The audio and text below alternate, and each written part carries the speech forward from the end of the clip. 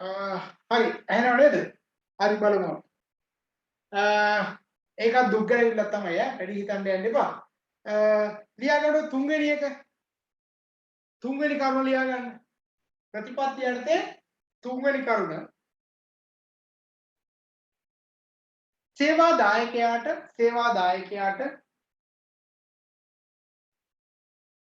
දුක් ගැනවිල්ල ඉදිරිපත් කිරීමට යාමේදී සේවාදායකයාට දුක් ගැනවිල්ල ඉදිරිපත් කිරීමට යාමේදී ඔහුගේ කැමැත්ත පරිදි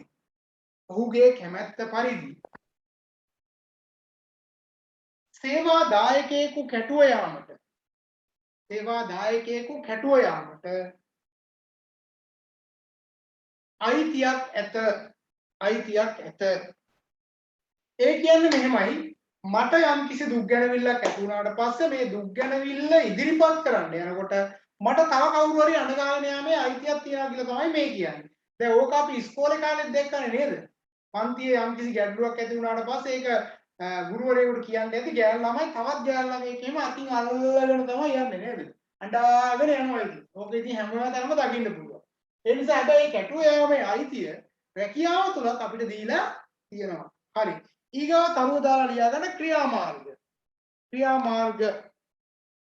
දැන් ප්‍රතිපත්ති තුල කරුණු 3යි, ක්‍රියාමාර්ග තුල කරුණු 3යි. පළවෙනි ක්‍රියාමාර්ගය යටතේ පළවෙනි කරුණ ලියා ගන්න සේවාදායකයාගේ කැමැත්ත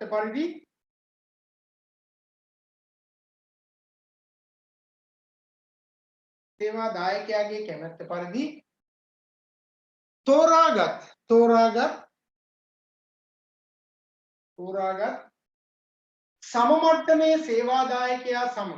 සම මට්ටමේ සේවාදායකයා සමග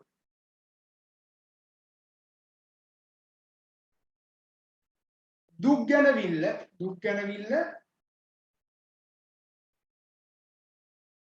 ආසන්නතම සුපරීක්ෂකට හෝ කළමනාකරුට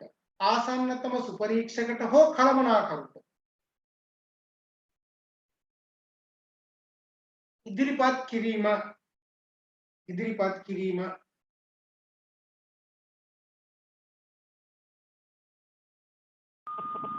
ක්‍රියාමාර්ග කියලා කිව්වේ දෙවෙනි කරුණ නේද? ක්‍රියාමාර්ගවල කියනවා කියන එක ඇහුන්නේ නැහැ. ක්‍රියාමාර්ගවල මොකද්ද? ක්‍රියාමාර්ග කියන්නේ දෙවෙනි කරුණේ පළවෙනි එක නේද කිව්වේ? ඔව්. මම ප්‍රතිපත්ති තුනක් තියෙනවා කියලා කිව්වා. ප්‍රතිපත්ති තුන කිව්වා. හරිද? 1 2 3. මොකද ප්‍රතිපත්ති තුන කිව්වේ? සේවාදායක ඕනම ආකාර දුක් ගැනවිල්ලක් සඳහා ආසන්නතම සුපරීක්ෂක අවධානය යොමු කරන්න ඕන. හරිද? ඒකේ 2 කිව්වා ආසන්නතම සුපරීක්ෂක ලබා දුන් විසඳුම සමග එකඟ වෙන්න බැරි නම් ඉහළ කළමනාකාරීත්වයට යන්න පුළුවන් කියලා. 3 කිව්වා මෙන්න මේ දුක් ගැනවිල්ල ඉදිරිපත් කරන්න යද්දී තමන් කැමති සේවකයෙක් අඬගාගෙන යන්න පුළුවන් කියලා කිව්වා. දැන් ක්‍රියාමාර්ගවලදී පළවෙනි එක කිව්වා තමන් කැමති සේවකයෙක් එක්ක ගිහිල්ලා ආසන්නතම සුපරීක්ෂකයට නැත්නම් කළමනාකරුට දුක් ගැනවිල්ල ඉදිරිපත් කිරීම තමයි පළවෙනි ක්‍රියාමාර්ගය. දෙක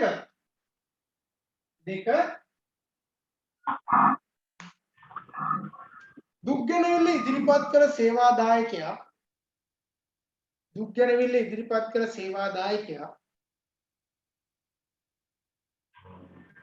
ලබා දුන් තීරණය සමග තෘප්තිමත් නොවේ නම්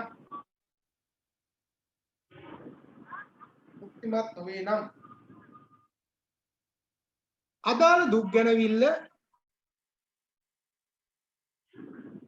ඊට වඩා ඉහළ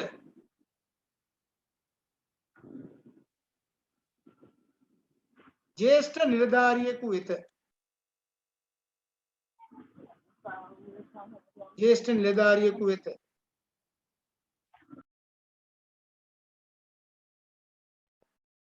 ඉදිරිපත් කිරීමට සේවකයාට හැකිය.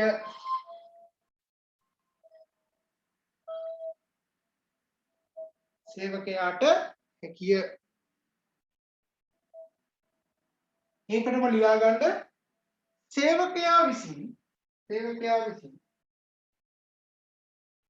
ඉදිරිපත් කරනු ලබන දුක් ගැනවිල්ල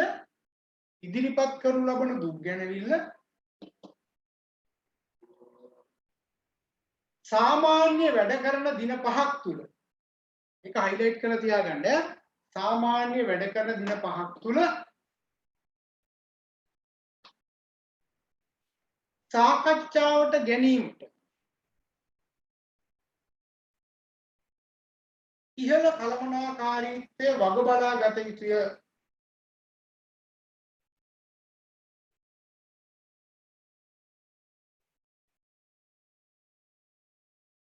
මෙම සාකච්ඡාව සඳහා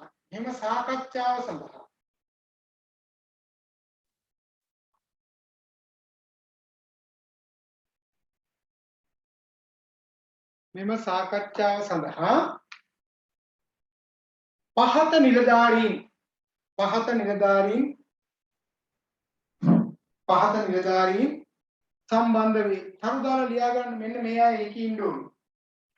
අපිට ඒක අහුන්නේ නැහැ සැරින් සැරේ. දින 5ක් ඇතුළත සාකච්ඡාවට ගත යුතුය. මෙම සාකච්ඡාව සඳහා පහත නිලධාරීන් සම්බන්ධ විය යුතුය. මෙම සාකච්ඡාව සඳහා පහත නිලධාරීන් සම්බන්ධ විය යුතුය. විභාගයට උතරින් ප්‍රශ්නයක් එනවාමයි ඈ. ඒ තරු දාලා පල්ලෙහාට යන්න අදාළ ජ්‍යෙෂ්ඨ නිලධාරියා.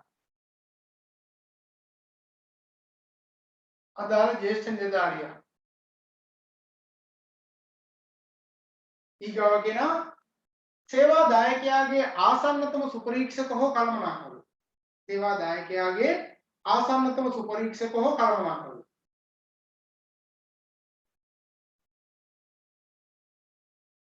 ඊගාට මානව සම්පත් කළමනාකරු.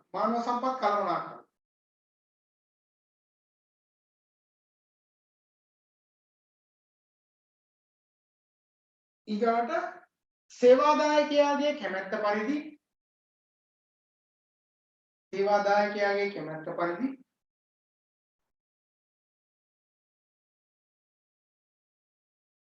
ඔහුගේ නියෝජිතයෙක් හෝ වෘත්තීය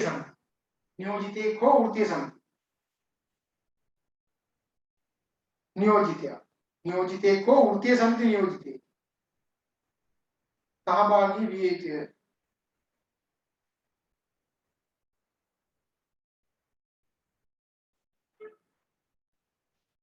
එතන යටින් මෙහෙම ලියාගන්න මෙම සාකච්ඡාවේ ප්‍රතිඵලය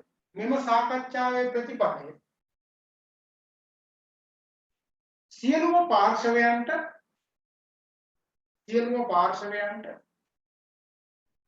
ලිඛිතව ලබා දිය යුතුය.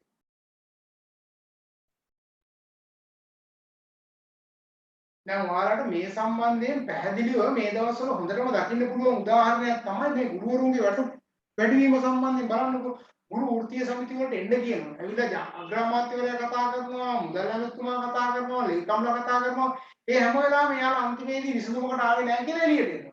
දැන් සමහර තැන් වල යාලා කියනවා නේද? අපිට ලිඛිතව දීලා නැහැ. අපිට ලිඛිතව දුන්නොත් අපි පිළිගන්නවා. කටින් කියනවා පිළිගන්නේ නැහැ කියනවා. එහෙනම් ලිඛිතවම දෙන්න ඕනේ. පැහැදිලිද? මෙතනදී අත්‍තරම නීතිය තියෙන්නේ ඒවා. ඒ නීතිය ඉස්සරහට දාලා තමයි මේ වෘත්තීය අරගලත් කරන්නේ. මේ අර බයලතු කතා කරන්නේ.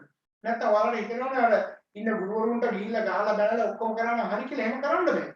නීතිය මොකද ඒ අය රස්සාවට යන්න නැතුව ඉන්නවා. රස්සාවෙන් අයින් කරන්න බැරි තත්ත්වයකට පත් වෙලා තියෙනවා. නීතිමය කටු කාරණා හේතු කොටගෙන. ඒ නිසා ලිඛිතව ගත්ත තීරණේ හැම පාර්ශවයකටම දැනුම් දෙන්න ඕනේ. 3. තවදුරටත් සේවා දායකයා ඔහුට ලබා දුන් විසඳුම සම්බන්ධයෙන් දැන් මේ බලන්න එයා මෙතනදී විසඳුමක් දෙනවා. මේක හරි නැත්නම් මෙන්න දෙවෙනි තැනට එනවා. මේ තුන්වෙනි එකේ කියන්නේ මේ දෙවෙනි එක හරි කිය නැත්නම් යාත් තුන්වෙනි තැනට යන්න පුළුවන් කියලා. තවදුරටත් සේවා දායකයා ඔහුට ලබා දුන් විසඳුම සමග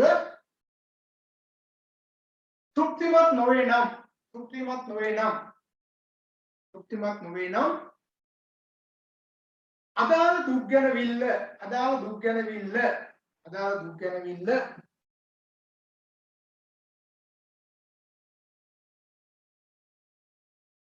ඉහළ කළමනාකාරීත්වයට ඉදිරිපත් කළ හැකිය. ඉහළ කළමනාකාරීත්වයට ඉදිරිපත් කළ හැකිය.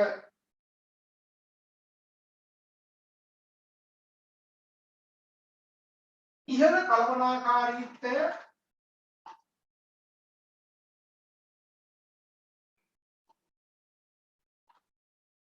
මෙම දුක් ගැනවිල්ල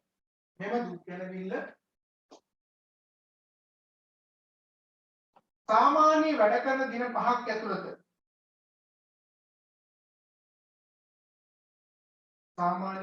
දින 5ක් ඇතුළත සාකච්ඡාවට ගත යුතුය.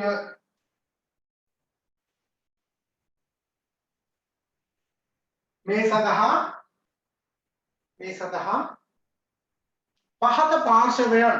පහත පාර්ශවයන් සම්බන්ධ වේ. ඒකේ තරදාලා ලියන පල්ලයට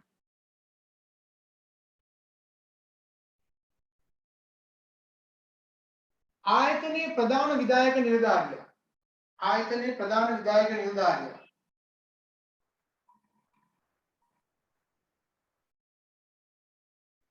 ඊළඟ මානව සම්පත් කළමනාකරු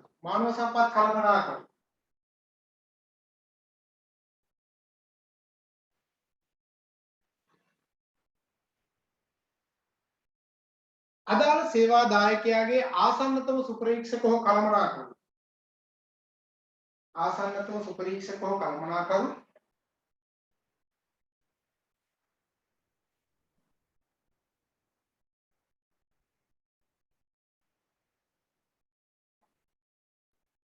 ඊළඟ සේවා දායකයාගේ කැමැත්ත පරිදි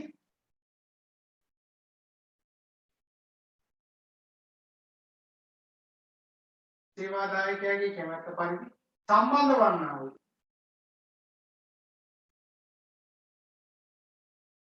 නියෝජිතයා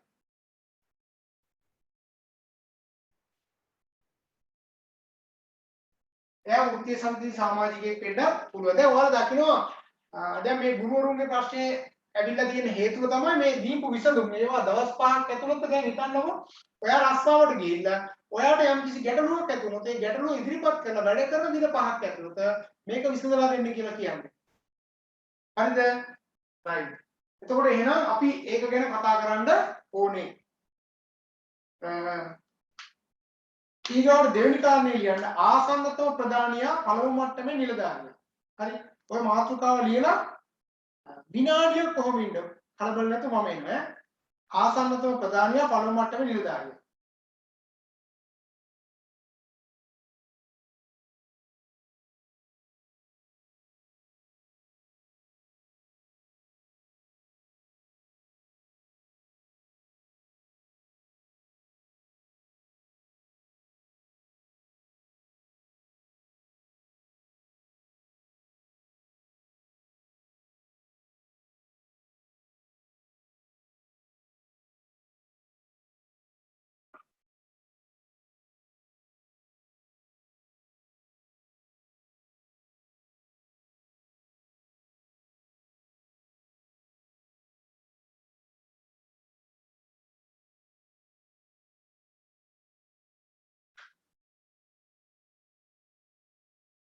හරි ලියා ගන්නකො.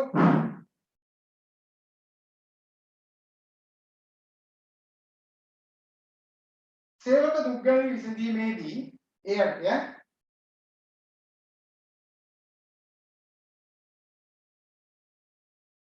සේවක දුක් ගැන විසඳීමේදී ඉතාමත් සඵලදායක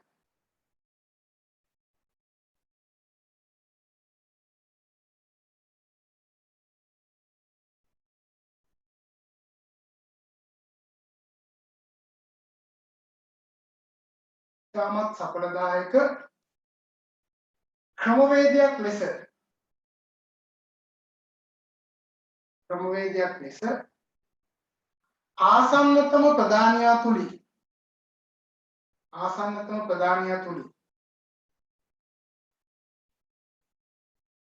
දුක් ගැනවිලි විසඳීම පෙන්වා දිය හැකිය. J.M. Black මේ J.M. Black අනුව J.M. Black අනුව සේවාදායක දුක් ගැනවිලි වලින්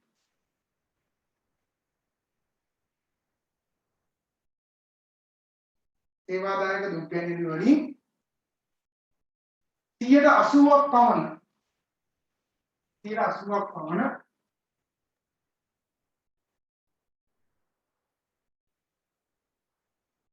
විසඳා ගැනීමට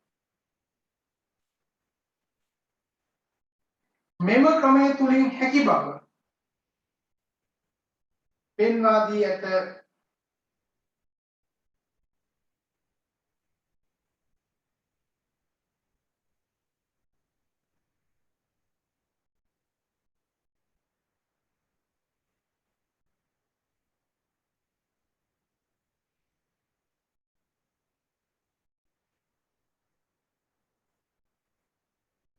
හරි ඊගොල්ලෝ තුන්වෙනි එක ලියන්න විවෘත දරඩු ප්‍රතිපත්තිය. විවෘත දරඩු ප්‍රතිපත්තිය.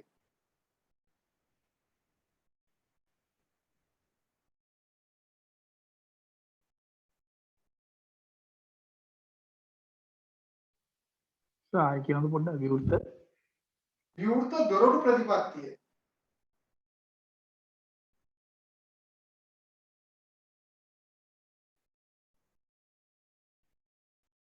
ඕකටම අපි කියනවා ద్వාර විවෘත ద్వාර ප්‍රතිපත්තිය කියලා කියනවා. විවෘත ద్వාර ප්‍රතිපත්තිය.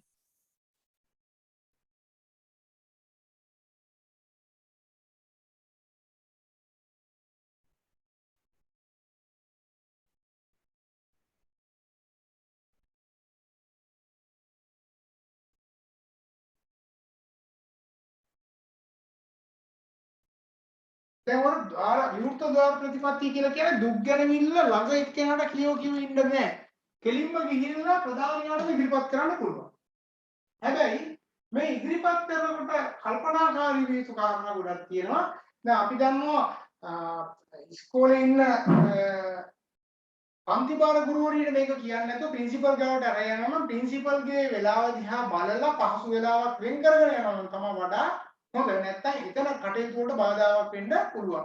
හැබැයි කෙලින්ම අපි පන්තිපාර ගුරුවරයාට මේක ඉදිරිපත් කරලා ගන්න විසඳුමට වඩා හොඳ විසඳුමක් අපිට ඇත්තටම විදුහල්පතිවරයාට ඉදිරිපත් කරලා ගන්න පුළුවන්. ඒ නිසා මේ ක්‍රමය හොඳයි. හැබැයි මේ ක්‍රමය හොඳ වුණාට අර වගේ කාලය කලින් වෙන් කර ගන්නවා නම් වඩා සුදුසුයි කියලා තමයි අපි කියන්නේ.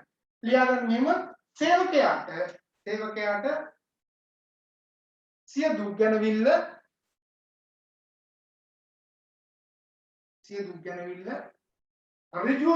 ඍජුවම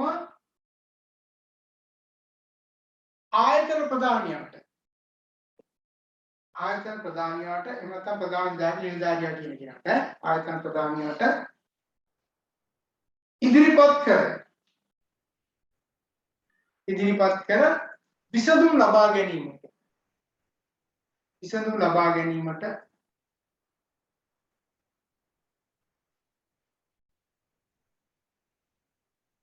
මේ තුල ඉඩකඩ ලබා දී ඇති අතර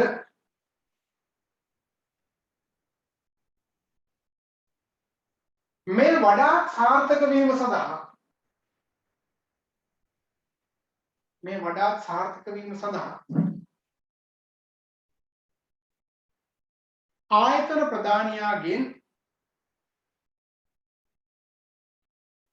ආයතන ප්‍රධානියාගෙන් දිනයක් සහ වේලාවක් වෙන් කර ගැනීම වඩා වැදගත් වේ.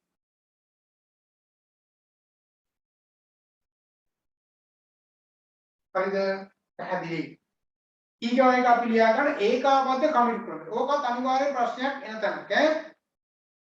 ප්‍රශ්නයක් එන තැනක් එින්ද මම ඒකාබද්ධ කමිටු ක්‍රමේ ඉන්න පාර්ශවයන් ගැන කතා කරන්න යන්නේ. හරිද? ඒකාබද්ධ කමිටු ක්‍රමය කියන එක නිරන්තරයෙන් ප්‍රශ්න අහන තැන.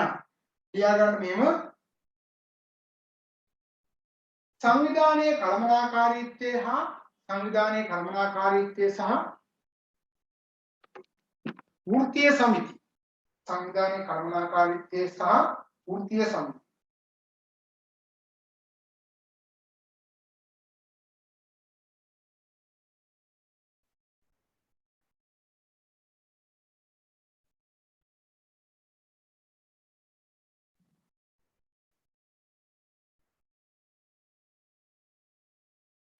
වෘත්තීය සමිති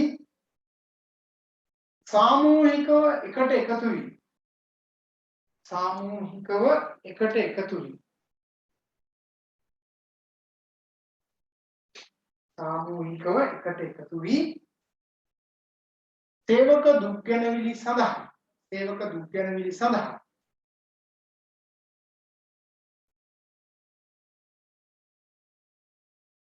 විසඳුම් ලබා ගැනීම මෙහිදී සිදුවේ.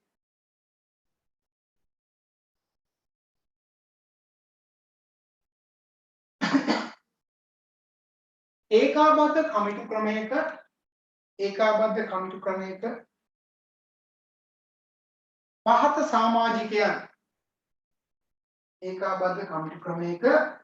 සමාජිකයන් හඳුනාගත හැක.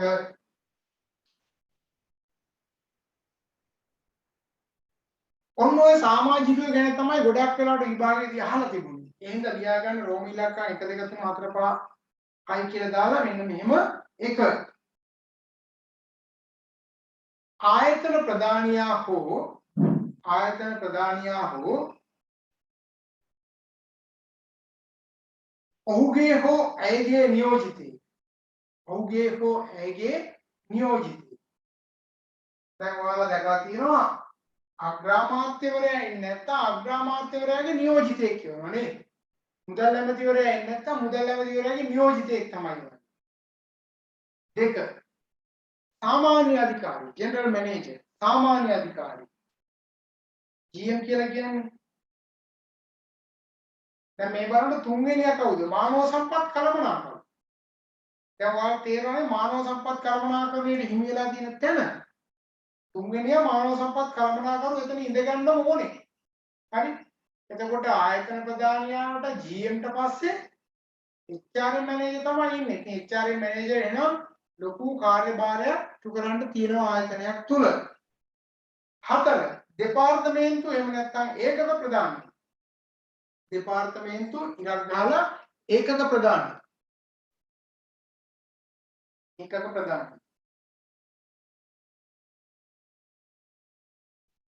ඊගාව කෙනා වෘත්තීය සමිති ප්‍රධානියා හෝ නියෝජිතය. වෘත්තීය සමිති ප්‍රධානියා හෝ නියෝජිතය. වෘත්තීය සමිති ප්‍රධානියාට ඉන්න බැයි නම් ඔහු නියෝජනය කරන නියෝජිතයෙක් සහභාගී වෙන්න ඕනේ.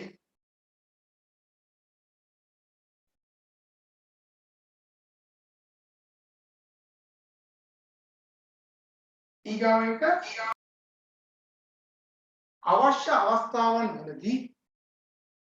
අවශ්‍ය අවස්ථාවන්වලදී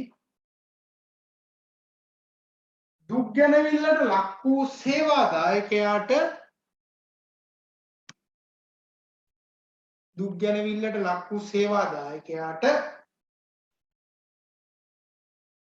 කමිටුව හමුවේ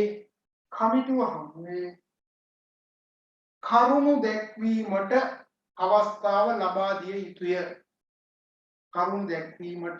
අවස්ථාව ලබා දිය යුතුය. පැහැදිලිද? එහෙනම් කී දෙනෙක් ඉන්නවද? 6 දෙනයි. ආයතන ප්‍රධානියා හෝ නියෝජිතයා, සාමාන්‍ය අධිකාරී, මානව සම්පත් කළමනාකරු, දෙපාර්තමේන්තු ප්‍රධානියා, වෘත්තීය සමිති නායකයා හරි එයාගේ නියෝජිතයෙක්. ඒ වගේම අවස්ථාවන් වලදී දුක් ගැනවිල්ලට ලක් වූ සේවාදායකයාට කමිටුව හැමේ කරුණු ඉදිරිපත් කරන්න පුළුවන්. හරි? මේ විභාගයට අහන්න පුළුවන්. ওই කමිටුවේ ඇතුළත් වන්නේ කවුද කියලා අහන්න පුළුවන්. ඇතුළත් නොවන්නේ කවුද කියලා අහන්න පුළුවන්. ඈ එහෙනම් අවධානයෙන් ඉන්න.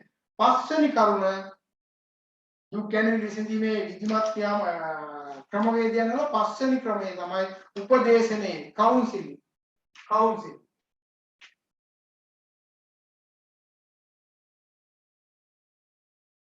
උපදේශනේ නේද මේ කවුන්සලින් කියන concept එකක් මේක අද වෙද්දි මේක වැදගත් එකක් බවට පත් වෙලා තියෙනවා ඔයාලා දන්නවා මම ගිය සතියේ මතක් කරා ගිය සතියේ නෙවෙයි ගිය සතිය ෆයිනල් එක්සෑම් රිපෝට් මතක් කරා අද වෙද්දි ඔයාලගේ උපාධියට එහා ගිහිල්ලා ඩිග්‍රී එකට පස්සේ තියෙන නිර්මාණය වෙන පාඨමාලා දිහා බලනකොට වැදගත් පාඨමාලාවන් දෙකක් නිර්මාණය වෙලා තියෙනවා මේ වෙනකොට. ඒ එක තමයි ඔයාලා දැනට මේ හදාන්න HRM එක. මේක අංක 1ටම තියෙනවා. හරිද? මේක අංක 1 මානව සම්පත් කළමනාකරණයේ අංක 1ට තියෙනවා. ඒ වගේම දෙවෙනි එක නිර්මාණය වෙලා තියෙනවා. නිර්මාණය වෙමින් පවතින මොකද්ද? ඔන්න ඔය කවුන්සිල්. මෙන්න මේකට අද ඉල්ලුම ක්‍රමයෙන් වර්ධනය වෙමින් පවතිනවා. මේකට වර්ධනය වෙලා උපරිමයටම ඇවිල්ලා තියෙනවා. තවත් මේ කියන්නේ පොඩි ඉදිරියක් මම හිතන්නේ තියෙන ඒක උපරිමයටම ඇවිල්ලා තියෙන්නේ HRM එක. ඒතකොට HRM එක අනිවාර්යයෙන් දැන් ඇවිල්ලා තියෙනවා. ඒ වගේම දැනට අනිවාර්ය වෙමින් පවතින එකක් තමයි මේ කවුන්සිල්. කවුන්සලින් ඩිප්ලෝමා එකක් සමානව මෙතන හදාරපු අයත් ඇති. හදාරන්න අපේක්ෂාවෙන් සිටින අය ඇති. මොකද අනාගතයේදී අනිවාර්යෙන් කවුන්සලින් එක්කත් හදාරන්න වෙයි. කවුන්සලින් කරා පෞරුෂත්වයේ Tamanට ඇතිවන ගැටලු සංවිධානය තුළ ඇතිවන්නා වූ ගැටලු විසඳා ගන්න ආකාරය නේද? ඒතර කවුන්සලින් කරා මේ ගැටලු විසඳන ක්‍රමවේද ඊට පස්සේ පාසල් පද්ධතිය ඇතුලේ තියෙන ගැටලු විසඳන විදිය සමාජයේ ඇතුලේ තියෙන ගැටලු විසඳන විදිය මේ වගේ කරුණු කාරණා සම්බන්ධයෙන් කවුන්සලින් එකේ කතා කරනවා. ඒ කියන්නේ අපි කියන්නේ මෙන්ටලි අවුට් වෙච්ච අය නැවත යථා තත්ත්වයට පත් කරගන්න විදිය මේ වගේ උපදේශනාත්මකව ක්‍රියාත්මක වෙන්න පුළුවන් විදිය ගැන කවුන්සලින් ඩිප්ලෝමා එක හරහා කරුණු කාරණා ඉදිරිපත් කරනවා කතා කරනවා. එහෙනම් අනාගතයේදී ඔයාලට මේ කවුන්සලින් ඩිප්ලෝමා එකක් කියන එක හැදෑරීමේ වටිනාකමක් නිර්මාණය වෙලා තියෙනවා. දැනට මේ වෙනකොට ලංකාවේ ප්‍රධාන පෙළේ විශ්වවිද්‍යාල ගණනාවක අතිරේක පාඨමාලාවක් විදිහට කවුන්සලින් ක්‍රියාත්මක වෙනවා. හැබැයි බොහෝ තැන්වල තියෙන්නේ කවුන්සලින් සර්ටිෆිකේට් ලෙවල් එකේ එක විතරයි. ඩිප්ලෝමා එකක් තියෙනවා ක්‍රියාත්මක වෙනවා. ජයවර්ධනපුර විශ්වවිද්‍යාලය සහ කොළඹ විශ්වවිද්‍යාලය කැලණි විශ්වවිද්‍යාලය හරහා සම්බන්ධ වුණොත් ඒක අවසානයේ මම දැක්කා කොළඹ විශ්වවිද්‍යාලයත් එක්ක තමයි ක්‍රියාත්මක වීමක් තියෙන්නේ. ඒතර විශ්වවිද්‍යාල කීපයක විතරක් කවුන්සලින් ඩිප්ලෝමා සහ හයි ඩිප්ලෝමා සම්බන්ධයෙන් අද වෙද්දී පාඨමාලා ආරම්භ කරලා තියෙනවා. හැබැයි ඒක උපාධියට එහා ගිහිල්ලා වෙනම මේක හදාරන්න ඕන කියලා ලක්ෂ 1.5 ලක්ෂ 1,20,000 වගේ ඉහළ වටිනාකමකින් යුක්තව වියදම් කරලා තමයි ඒක හදාරන්න වෙන්නේ. ඒ වගේ ගාස්තුවක් ගන්නවා. හරිද? ඉතින් ඔයාලට මේකත් මෙතන මම ආපු හින්දා මතක් කරන්න ඔයාලට මේ මානව සම්පත් කළමනාකරණයේ හදාරන ගමන් කියන්නේ මේක අඩුම ගානේ මේ ඉදිරි කාලයේ තුල මේක ඉවර කරලා HRM එක ඉවර කරලා කවුන්සලින් එකක් කරන්න අවස්ථාවක් තියෙනවා අපිත් එක්කම සම්බන්ධ වෙලා මේ වෙනකොට කවුන්සලින් පාඨමාලාවක් අපි පටන් ගන්නවා. ඒ කියන්නේ රාජ්‍ය ප්‍රධාන පෙළේ අමාත්‍යාංශයක් එක්ක සම්බන්ධ වෙලා මේ වෙනකොට සියලුම කරුණු කාරණා සාකච්ඡා කරලා කටයුතු කරලා ඉවරයි. ඒකට අවශ්‍ය කරන පැනල් එකයි ඔක්කොමත් ඉන්නවා. ඒතකොට තව මාසෙකින් එකමාරකින් ඇත්තටම මේ කවුන්සලින් ඩිප්ලෝමා එකක් පටන් ගන්නවා. මේකෙදි මානව සම්පත් කළමනාකරණය හදාarලා තියෙනකට විශේෂී එකකටක් නිර්මාණය වෙලා තියෙනවා. මම මේ කියන්නේ ඔයාලට ඉදිරියේදී ඉගෙන ගන්න තියෙන දේවල් ගැන. ඉතින් ඔයාලා දන්නවා උපාධියත් එක්ක ඉංග්‍රීසි සහ පරිගණක කියන ඒවා හදාarලා තියෙන්න ඕනේ. ඊට අමතරව මේ HRM කියන එක අනිවාර්ය වෙලා තියෙනවා. ඒ වගේම අනිවාර්ය වෙමින් පවතින එකක් තමයි ඔය කියන්නේ කවුන්සලින් කියන සබ්ජෙක්ට් එක. මම අර කිව්වේ සමහර අය උපාධි 6 7 හදාරපු අය ඉන්නවා. අධ්‍යාපනයේ කොතරම් ගත්තත් අඩුවක් වෙන්නේ නැහැ. ඒතකොට මේවට අවශ්‍ය කරන ඉඩකඩ නිර්මාණය වෙමින් තියෙනවා.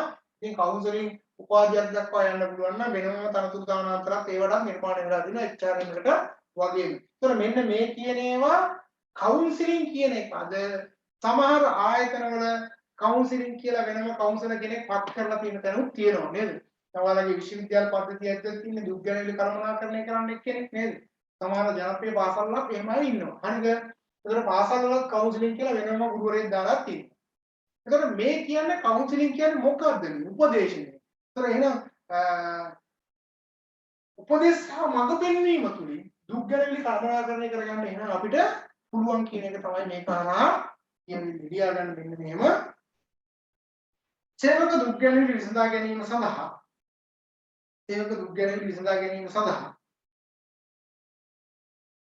අවශ්‍ය උපදෙස් සහ මඟ පෙන්වීම ලබා දීම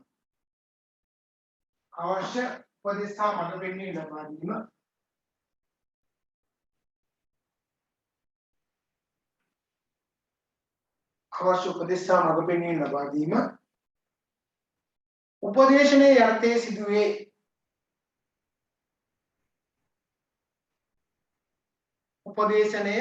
උපදේශනය සේවකයාගේ යහපත පිණිසම විය යුතු අතර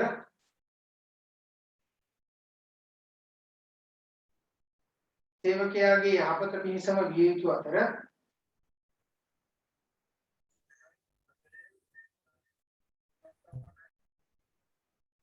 උපදේශනයේ ලබා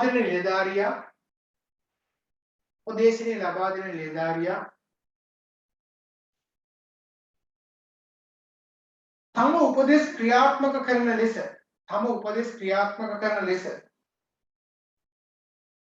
තම උපදේශ ක්‍රියාත්මක කරන ලෙස සේවකයාට බලපෑම් නොකළ යුතුය.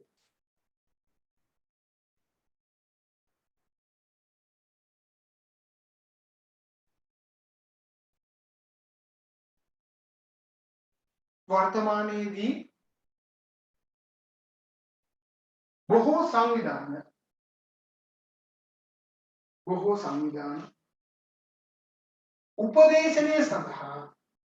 උපදේශනය සඳහා වෙනමම නිලධාරියෙක් පත් කර තිබීම දක්නට ලැබේ.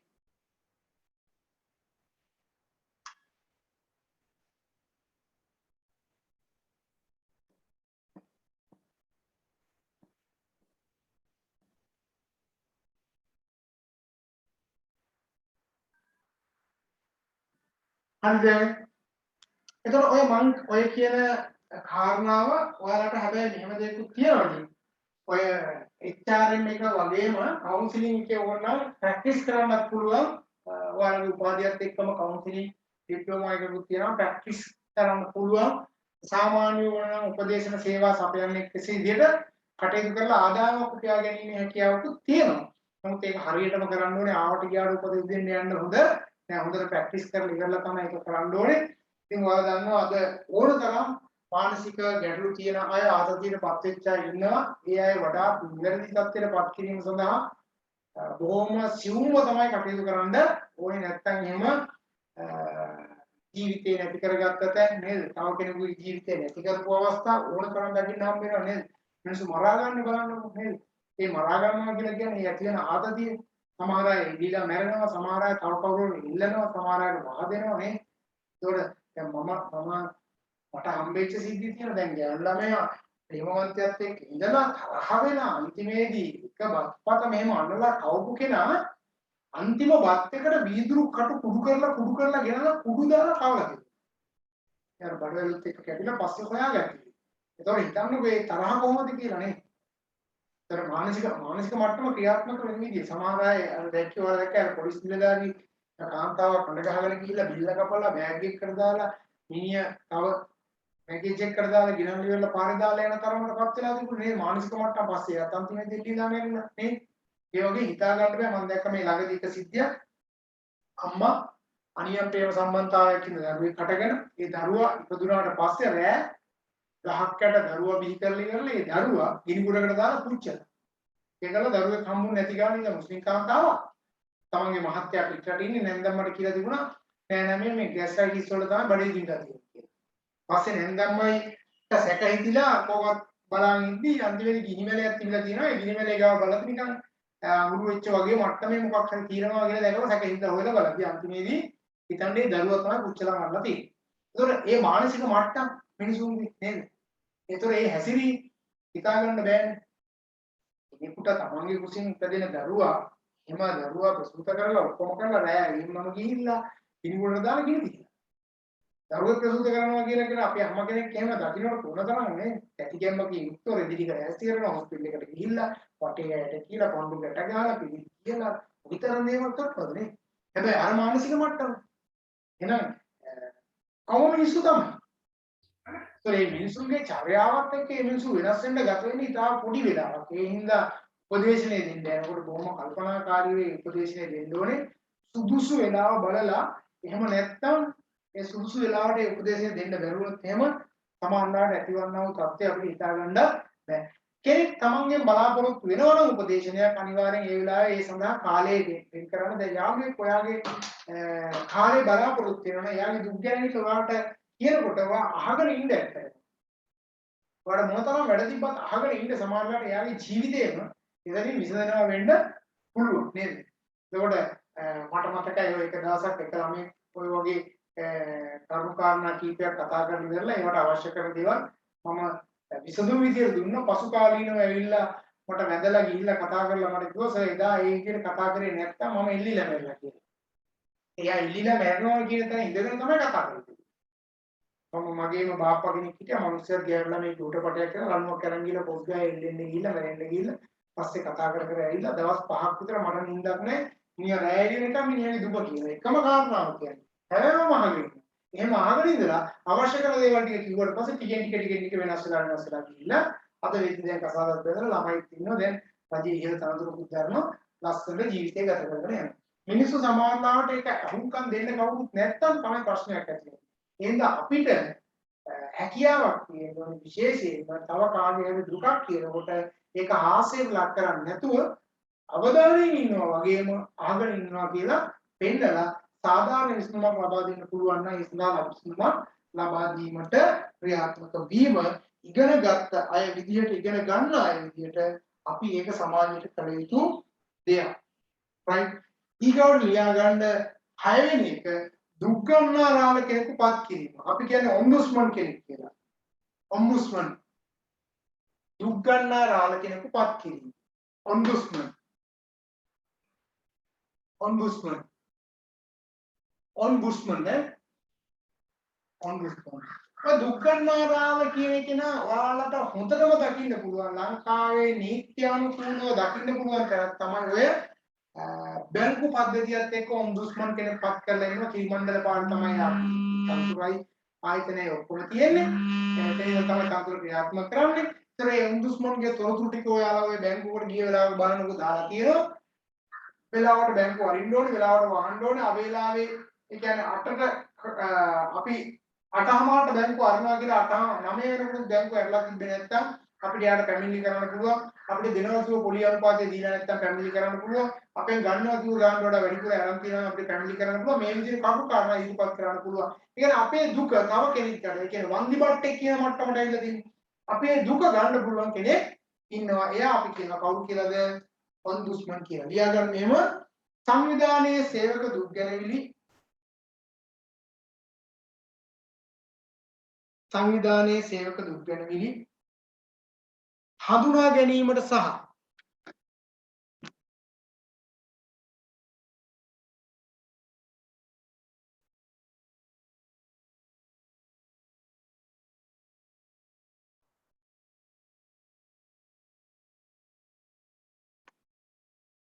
සංවිධානයේ සේවක දුක් ගැනවිලි හඳුනා ගැනීමට සහ විසඳුම් නිර්දේශ කිරීමට වෙනමම නිලධාරියෙකු පත් කිරීම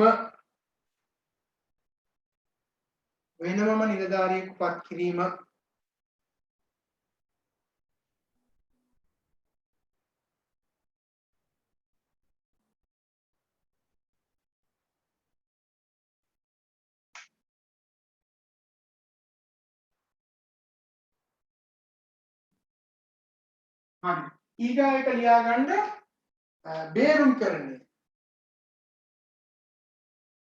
බේරුම් කරන්නේ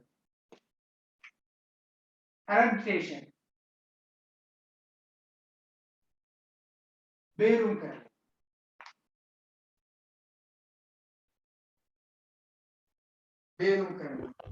හත්වෙනි කාරණාවද?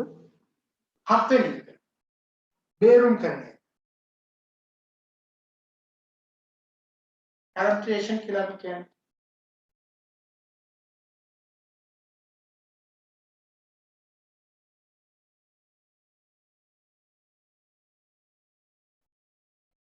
දැන් මේ බේරුම් කරන්නේ කියන්නේ මොකද්ද? ඔන්න මම තමයි සේවකයා නම් මම සේවකයා විදිහට මට ඇති වෙච්ච ගැටලුව මේ ඉන්නේ සංවිධානය මේ කියන සංවිධානයත් එක්ක මම එකඟතාවයකටපත් වුනේ නැත්නම් අපේ ගැටලුව අරන් යනවා අපි තුන්වන පාර්ශවයට. අපි තුන්වන පාර්ශවයට ගිහිල්ලා අපි මෙන්න මෙතනදී විසඳුම් බලාපොරොත්තු වෙනවා. ඔයාලා අහලා තියෙන සමත මණ්ඩලය කියලා නේද? දැන් උසාවියත් බේරුම්කරණය කරන තැනක් තමයි. මොකද අපිට එකකතාවයකට පොලිසියේදී මේ ගැටලුව විසඳ ගන්න බැරි වුණාට පස්සේ අපි උසාවියට දාගන්නවා නේ. ඒක උසාවියෙන් ලබා දෙන තීන්දුවන ක්‍රියාත්මක වෙනවා. තුන්වෙනි පාර්ශවයකට දාලා තුන්වෙනි පාර්ශවයේ දෙන විසඳුම අර ඒ කාලේ කවුද මහදර මුත්තගාවට අරන් ඉන්න ප්‍රශ්න විසඳන්නේ නේද? ආන් ඒ වගේ. ලියාගන්න මෙහෙම සේවා දායකයා හා සංවිධානයේ යන දෙපාර්ශවයේ විසින්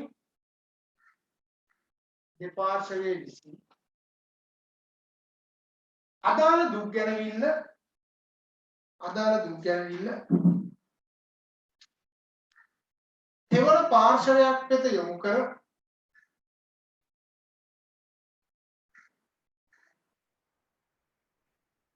තෙවන පාර්ශවයක් වෙත යොමු කර විසඳුම් ලබා ගැනීමට ක්‍රියා කිරීම.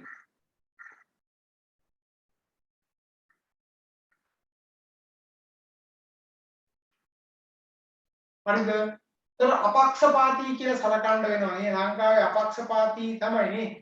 අපක්ෂපාතී මට මතකයි ඉස්සර අපි අර කුංචි කාලේ තරඟ පවත්වන කතික තරඟනේ දහම් පාසලෙන් යනවා ඉස්කෝලෙන් යනවා. ඒතර ඉස්සෙල්ලාම අපි අපක්ෂපාතී විනිශ්චය මණ්ඩලයෙන් කියලා තමයි කියන්නේ. මට මතකයි ඔහොම කිව්වට පස්සේ ඉස්සර කුංචිම කාලේ පස්සේ කිව්වා අපක්ෂපාතී කියන එක පාවිච්චි කරන්න එපා කියලා. කොහොමද විනිශ්චය මණ්ඩලය අපක්ෂපාතී තමයි කියලා කිව්වා. නේද? එදා ඉඳන් මේ අපක්ෂපාතී විනිශ්චය මණ්ඩලයෙන් කියලා ඒ අවසර ගන්න යන්නේ. නමුත් ඇත්තටම අපක්ෂපාතීද කියන එක පිළිබඳ ගැටලුවක් තියෙනවා නේද? මොකද සමහර අය පක්ෂපාතීත්වය තුළ ක්‍රියාත්මක වෙන අවස්ථා තියෙනවා. මට මතකයි මම ස්කූල් කාලේ මේ පාසලේ ඩිබේට් ටීම් එකේ කැප්ටන් වෙලා හිටියා. ඉතින් ලංකාවේ ජනප්‍රියම කාන්තා පාසලක අවසන් මහා තරගයේ සඳහා ඩිබේට් එක තිබුණා. ඉතින් මම මගේ කණ්ඩායමේ කැප්ටන් විදියට ගිහිල්ලා ඒ කණ්ඩායමේ ජයග්‍රහණය සඳහා ඒ තරගය ඇත්තටම පැවැත්වුවා. ඒ තරගයේ බැලුමට ඕනම කෙනෙකුට බලන් හිටපු ඕනම කෙනෙකුට තේරෙනවා ඒ තරගයේ අපි ඉහළ ජයග්‍රහණයක් ලැබුවා කියලා. නමුත් අවසානයේ ඒ පාසලට තියෙන ජනප්‍රියත්වය ඒක පාසලේ නම කියන එක හරියනේ. තරම්ම ලංකාවේ ජනප්‍රියම කාන්තා පාසලක්. ඉතින් මේ පාසලේ තියෙන ජනප්‍රියම තත්ත්වයේ මතම අවසානයේ මේ පාසලට ජයග්‍රහණය ලබා දුන්නා. ඉතින් මාත් එක්ක අපේ කණ්ඩායමත් එක්ක ගිය එක්තරා ගුරුවරයෙක් එන සද්දෙන් කෑ ගහලා ලොකු දෝෂාරෝපණයක් එල්ල කරලා ඉවරලා අපේ කණ්ඩායමටම යම් පුතා යම් කියලා කෑ ගහලා අර ඔක්කොම බලන් ඉඳි කෑ ගහලා ආවා. තෑගිත් එපා මොනවත් එපා කියලා කෑ ගහලා ආවා. ඉතින් මට අද වගේ මතකයි. ඊට පස්සේ ඒක අවසාන මාතරංගේ ඒක මම හිතන්නේ පස්සේ අපිව අයින් කරලා පස්සේ ඊට පස්සේ වෙන ටීම් එකක් එක්ක ඉදිරියේදී ඒ තරග මම හිතන්නේ රූපවාහිනී පවදීපු අවස්ථා තිබුණා. ඉතින් කොහොම නමුත් ඒ වෙලාවේ අපි අර කියන අපක්ෂපාතී කියන අය සමහර තැන්වල එහෙම අපක්ෂපාතී නෑ නේද? ජීවිතේ වලට තෝරන තරම් එහෙම අත්දැකීම් තියෙන්නේ නේද? මට මතකයි ක්‍රිකට් තරගයකත් ඒ වගේ සිද්ධියක් සිද්ධ වුණා. මම පාසල් කාලේ ක්‍රිකට් ගහනකොට විනිසුරුව අවුට් එක නොදී ඉන්න අවස්ථාවක ක්‍රීඩකයා අවුට් කියලා යනකොට ඒත් පස්සේ විනිසුරුව කියනවා නෑ අවුට් නෑ කියලා. ඊට පස්සේ ඒ කාලේ මම නෙවෙයි කැප්ටන් හිටියේ. කණ්ඩායමේ කැප්ටන් ඇවිල්ලා අපිට ඒ කාලේ ලුකුවට තේරුම මොකුත් නෑ. ටීම් එකේ ගහන කාලේ ඇවිල්ලා කිව්වා නෑ යමල් යන්න මොනක් ක්‍රිකට්ද මුගෙත් එක ගහන්න මම හොරු කියලා කෑ ගහලා ග්‍රවුන්ඩ් එකේ කෑ ගහලා මැච් එකක් දාලා ආවා මේ සෙමි ෆයිනල් මැච් එක. ඉතින් ඒ වෙලාවේ කැප්ටන් කියපු දේ අහලා අපි ඔක්කොම එළියට ආවා. අපේ ගුරුතුමෝ ඕනේ හොරුත් එක්ක ගහන්න ඕනේ නැහැ. එතකොට අපි කොච්චර කිව්වොත් ඔය දැන් අපිට ඔය ටීවී එකේ පෙන්වන මැච් වල ගහ ගන්න බැන ගන්න ඒවා දැන් අඩු වෙලා තියෙන අර තුන්වෙනි මිනිස්සු වලට දාන්න ඒ වගේ පොඩ්ඩක් තියෙන ඉන්න. නැත්තම් ඕනම කෙනෙක් ඕනම කණ්ඩායමකට පක්ෂපාතීත්වයක් තියෙනවා. දැන් මම නම් මගේ වුණත් දැන් ගිහිල්ලා හිටගත්තා නම් යම් තරක පොඩි පක්ෂපාතීත්වයක් හරි හිතට එනවා නේද? දැන් හිතන්නකෝ එහෙම දෙන්නේ දෙපැත්තෙන් තිබ්බට පස්සේ එක්කෙනෙක් පිළිබඳව යම් අදහසක් එනවා. ඒක වළක්වන්න බෑ නේ. ඉතින් ඒක සාධාරණීකරණය කර ගැනීම සඳහා තෙවන පාර්ශවය සඳහා අපි යොමු කිරීමේදී අපි ආසන්න වශයෙන්වත් මේක නිවැරදි වෙයි කියලා අපි හිතාගෙන ඉන්නවා. එහෙනම් ඔයාලගේ ජීවිතේත් මතක තියාගන්න ඉදිරියේදීත් මේවා ඒ සමහරවිට අසාධාරණ දකින්න හම්බේ තමන් වෙනුවෙන් අසාධාරණ සිද්ධ වෙයි. හැබැයි උපරිමයෙන් ඉවසන්න උත්සාහ කරන්න. දැන් අතීතයත් එක්ක බලද්දී මට නම් හිතෙනවා අපි සමහර තැන්වලදී ඉවසුවේ නැහැ කියලා. නේද? ඉවසුවා නම් ඊට වඩා හොඳ විසඳුමක් අපිට ලබා ගන්න තිබ්බා. සමහර තැන්වලදී අපි ඉවසුවේ නැහැ කියලා හිතනවා. මොකද මේ පාසල් කාලේ සමහර අවස්ථාවලදී සමහර ඒ ඇතිවෙච්ච ගැටුම්කාරී තත්ත්වයන් එක්ක සමහර විභාග බව අපි අතහැරලා දාලා ආපු අවස්ථා තියෙනවා. ඉතින් ඒ වගේ තැන්වලදී අපි ඉවසලා නැහැ. හේතුව අර අපි හිතාගෙන ඉන්න අපක්ෂපාතීත්වය එහෙම දකින්න හම්බ වෙන්නේ නැති නිසා. right. ලියා ගන්න මාතෘකාව දැන් ඕකත් එක්ක මට තව කාරණාවක් මතක් වෙනවා. දැන් මම මේ කියන ඒවා ඔළුවට ගන්න එක විතරක් කරන්නේ නේද? මේ දවස්වල බැංකුවට ගැසට් කරලා තියෙනවා. එතකොට ඔය NSB කියනවා ලංකා බැංකුව, රජ්‍ය බැංකුව ඔය ප්‍රධාන පිළි ආයතන වල ගැසට් කරනකොට ඒකින් ඇතැම් සභාපතිවරු ඔය හිතවත් ඉන්නවා. ඉතින් මම හිතුවා මාව දන්නා ඉන්නවා. ඉතින් බොහෝ අවස්ථාවලදී කතා බහ කරනවා. ඉතින් සමහර අය කියන එකක් තමයි මේ ගැසට් කරාට පස්සේ රැකියාව ගැසට් කරාට පස්සේ කියනවා දැන් සමහරවල් තනතුරු තියෙන හිතන්නකෝ තනතුරු තියෙන 300. මේ 300ට ගැසට් කරපු ගමන්ම පාර්ලිමේන්තුවේ ඉන්න 227 මේ අය කතා කරලා කලින්ම ඇප්ලිකේෂන් අඩුව 10 10ක් එනවා. පක්ෂ විපක්ෂ දෙපැත්තෙම එනවා. ඒතකොට අහනවා මේ රස්සාව කරන එකත් ඒවට එපාලා. මම මේ කතා කරන්නේ මම මේ මෑත් එක ගිය සතිය කතා කරපු එක්තරා කෙනෙක් සම්බන්ධ. රස්සාව කරන්නත් එපාලා. 300යි ගන්නේ 227 ගානේ 10ක් කරන 2700. දැන් හිතන්නකෝ දැන් අන්තිමේදී කියන මේ ඇයට එකක්වත් නොදින්න එකක්වත් දෙන්න වෙනවා. දැන් එකක්වත් දුන්නාම කීයක් ගිහින් 227ක් ගිහින්. ඒතර ඉතුරු වෙලා තියෙන්නේ. තව 63. ඉතින් මම දන්න සමහර දැන් තියෙනවා මේ එක එක දැනටමත් දීලා ඉවරයි. ගැසට් කරනකොටම තනතුරු සමහරවල්ලාට මේ 200ක් විතර දැනට දීලා ඉවරයි. තව 100ක් විතර තමයි තියෙන්නේ. දැන් ඒකට තව කී දෙනෙක් දැන් ඔය කියන පාර්ලිමේන්තුවේ ඉන්නාට අමතරව පළාත් සභාවේ හිටපු මැතිවරු නේ. ඒතකොට හිතන්නකෝ ඔයාලට මේ අවස්ථාව හම්බෙන්න ඕන නම් ඔය අවස්ථාව ගන්නවා කියන එක ලේසි වැඩක්ද කියලා. ලේසි නෑ. පුදුම පොරයක් තියෙන. එන ඔයාලට තේරෙනවා ඔයා සමහරවල්ලාට උපරිම ලකුණු ගත්තත් එක්සෑම් පාස් වුණත් අවසාන වාට මෙතන යන්න බෑ. මේ කියන පක්ෂපාතීත්වය කොහෙද තියෙන්නේ කියලා ඔයාලට තේරුම් ගන්න පුළුවන්. ඒ නිසා සමහර දේවල් අපිට වාසනාව ගෙනත් දෙන්න පුළුවන්. බොහෝ අවස්ථාවන්වලදී අපිට අවාසනාව තමයි ගෙනත් දෙන්නේ. ඒ නිසා අපි උපරිමයෙන්ම අපි උත්සාහයෙන් එනම් දේ කටයුතු කරන්නේ නැත්නම් අපිට ඒ දේ ළඟා ගන්න බෑ. මම මේ කියන්නේ 100%ක්ම රැකියාව අහිමි වෙනවා කියලා නෙවෙයි. හැබැයි මේකේ 50ක් 60ක් හරි ඒ ගත්ත ලකුණු සැලකිල්ලට අරගෙන ඒ ටික දෙනවා.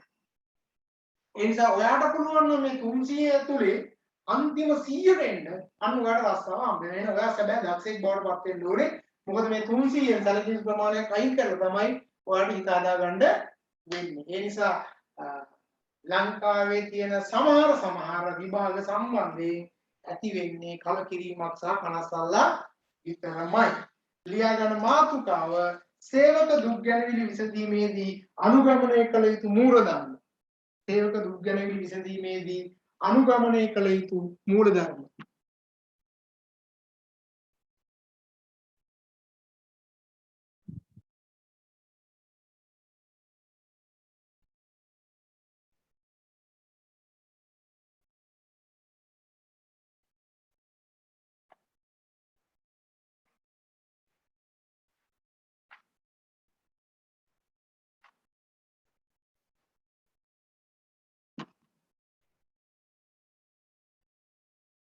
දැන් එක්ස්ටර්නල් ඩිග්‍රී එකට ගන්න අය අහලා තියෙන මැසේජ් එකක් තිබුණා. එක්ස්ටර්නල් ඩිග්‍රී එකට පහුගිය කාලේන ඔය ජයවර්ධනපුර විශ්වවිද්‍යාලයේ එමුණා එක්සෑම් කියලා ගත්තා. නමුත් කැලණිය වගේ තැන්වලදී එහෙම එක්සෑම් තියන්නේ නැතුව ගත්ත තැනුත් තිබ්බා.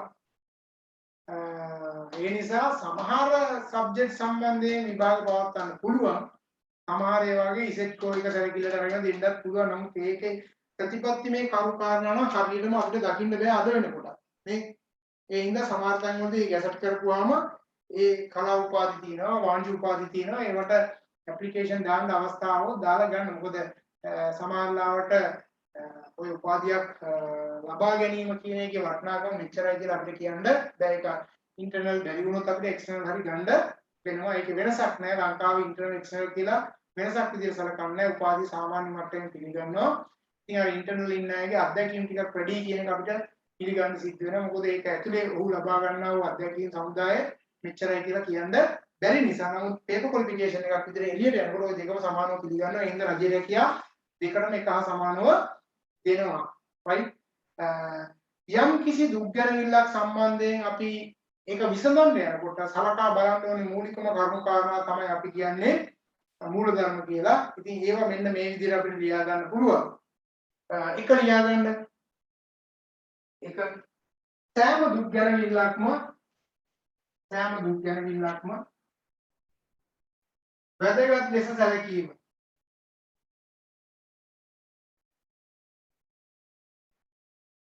සෑම දුක්ගැනවිල්ලක්ම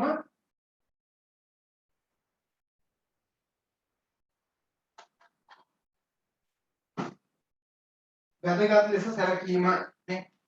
එතකොට මේක පොඩි එකක් මේක සාමාන්‍ය දුකක් එහෙම කියන්න බෑ නේද? දැන් අර සමහර පැතියමතිවරු ඇවිල්ලා කියන්නේ මේ කොරෝනා කියන්නේ ඒක සාමාන්‍ය ලෙඩක්. ඒ ගැන එච්චර කලබල වෙන්න එපා කියලා මම දැක්කා මාධ්‍ය සාකච්ඡාවලදී කිව්වට පස්සේ නේ.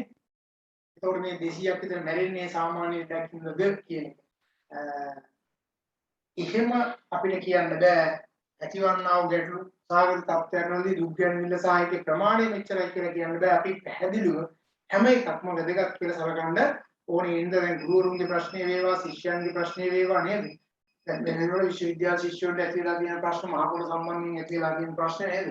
තම මහපොළ ලබා දීම සම්බන්ධයෙන් ගැටලු සාගත තත්ත්වයන් ඕන තරම් තියෙනවා. දැන් මම දැන් එක්තරා ශිෂ්‍යයෙක් එයාගේ ඇස් දෙක පේන්නේ නැහැ. බොහොම අමාරුයි විශ්වවිද්‍යාලයට ඇවිල්ලා ඒ ඉගෙන ගන්න අතරතුර මට හම්බුණා. ඉතින් බලන්න මහපොළ හම්බ වෙලත් නැහැ. ඒතකොට මේ මහපොළ එයාට හම්බ වෙලා නැහැ. ඉල්ලලා දිනනවා හම්බෙලා නැහැ.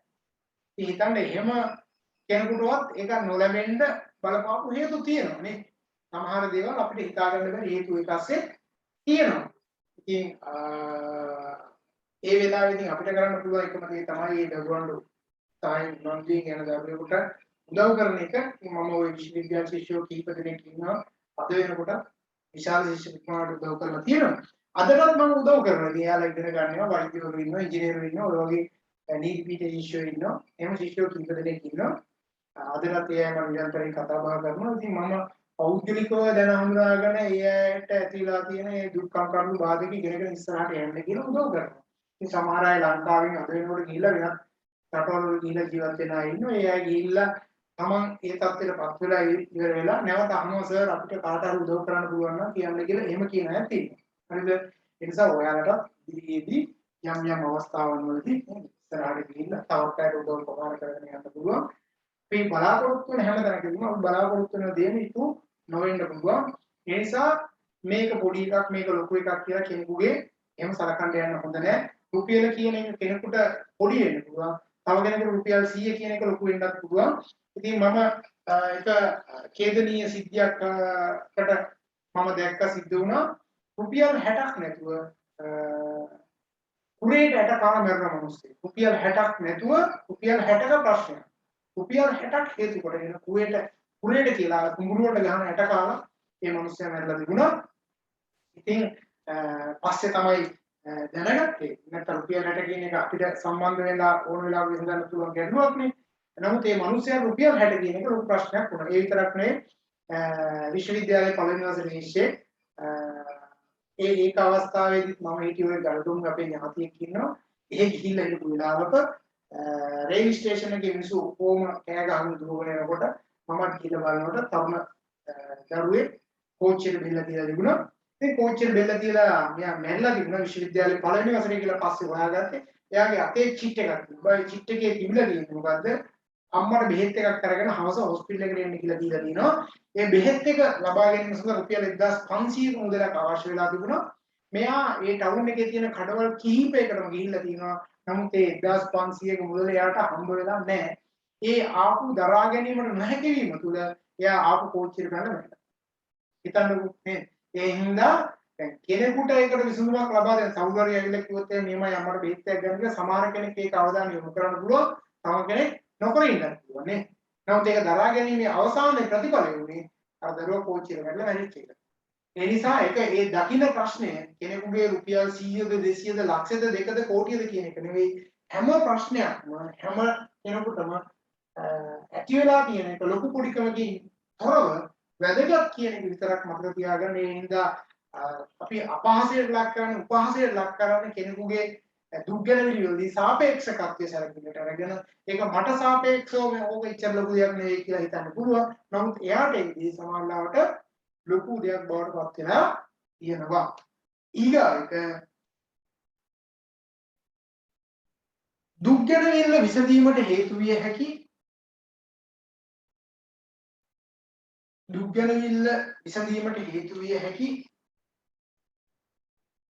දුක් ගැනවිල්ල හා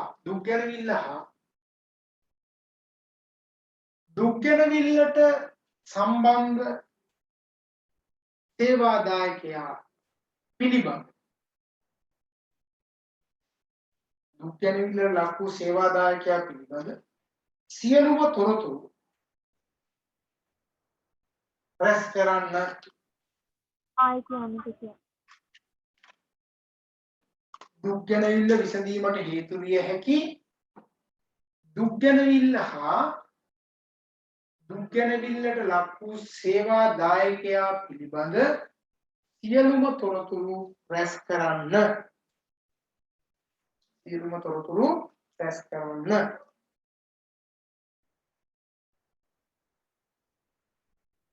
තුන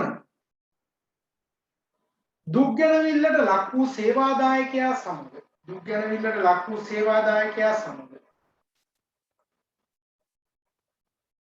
සුහදව සාකච්ඡා කරන්න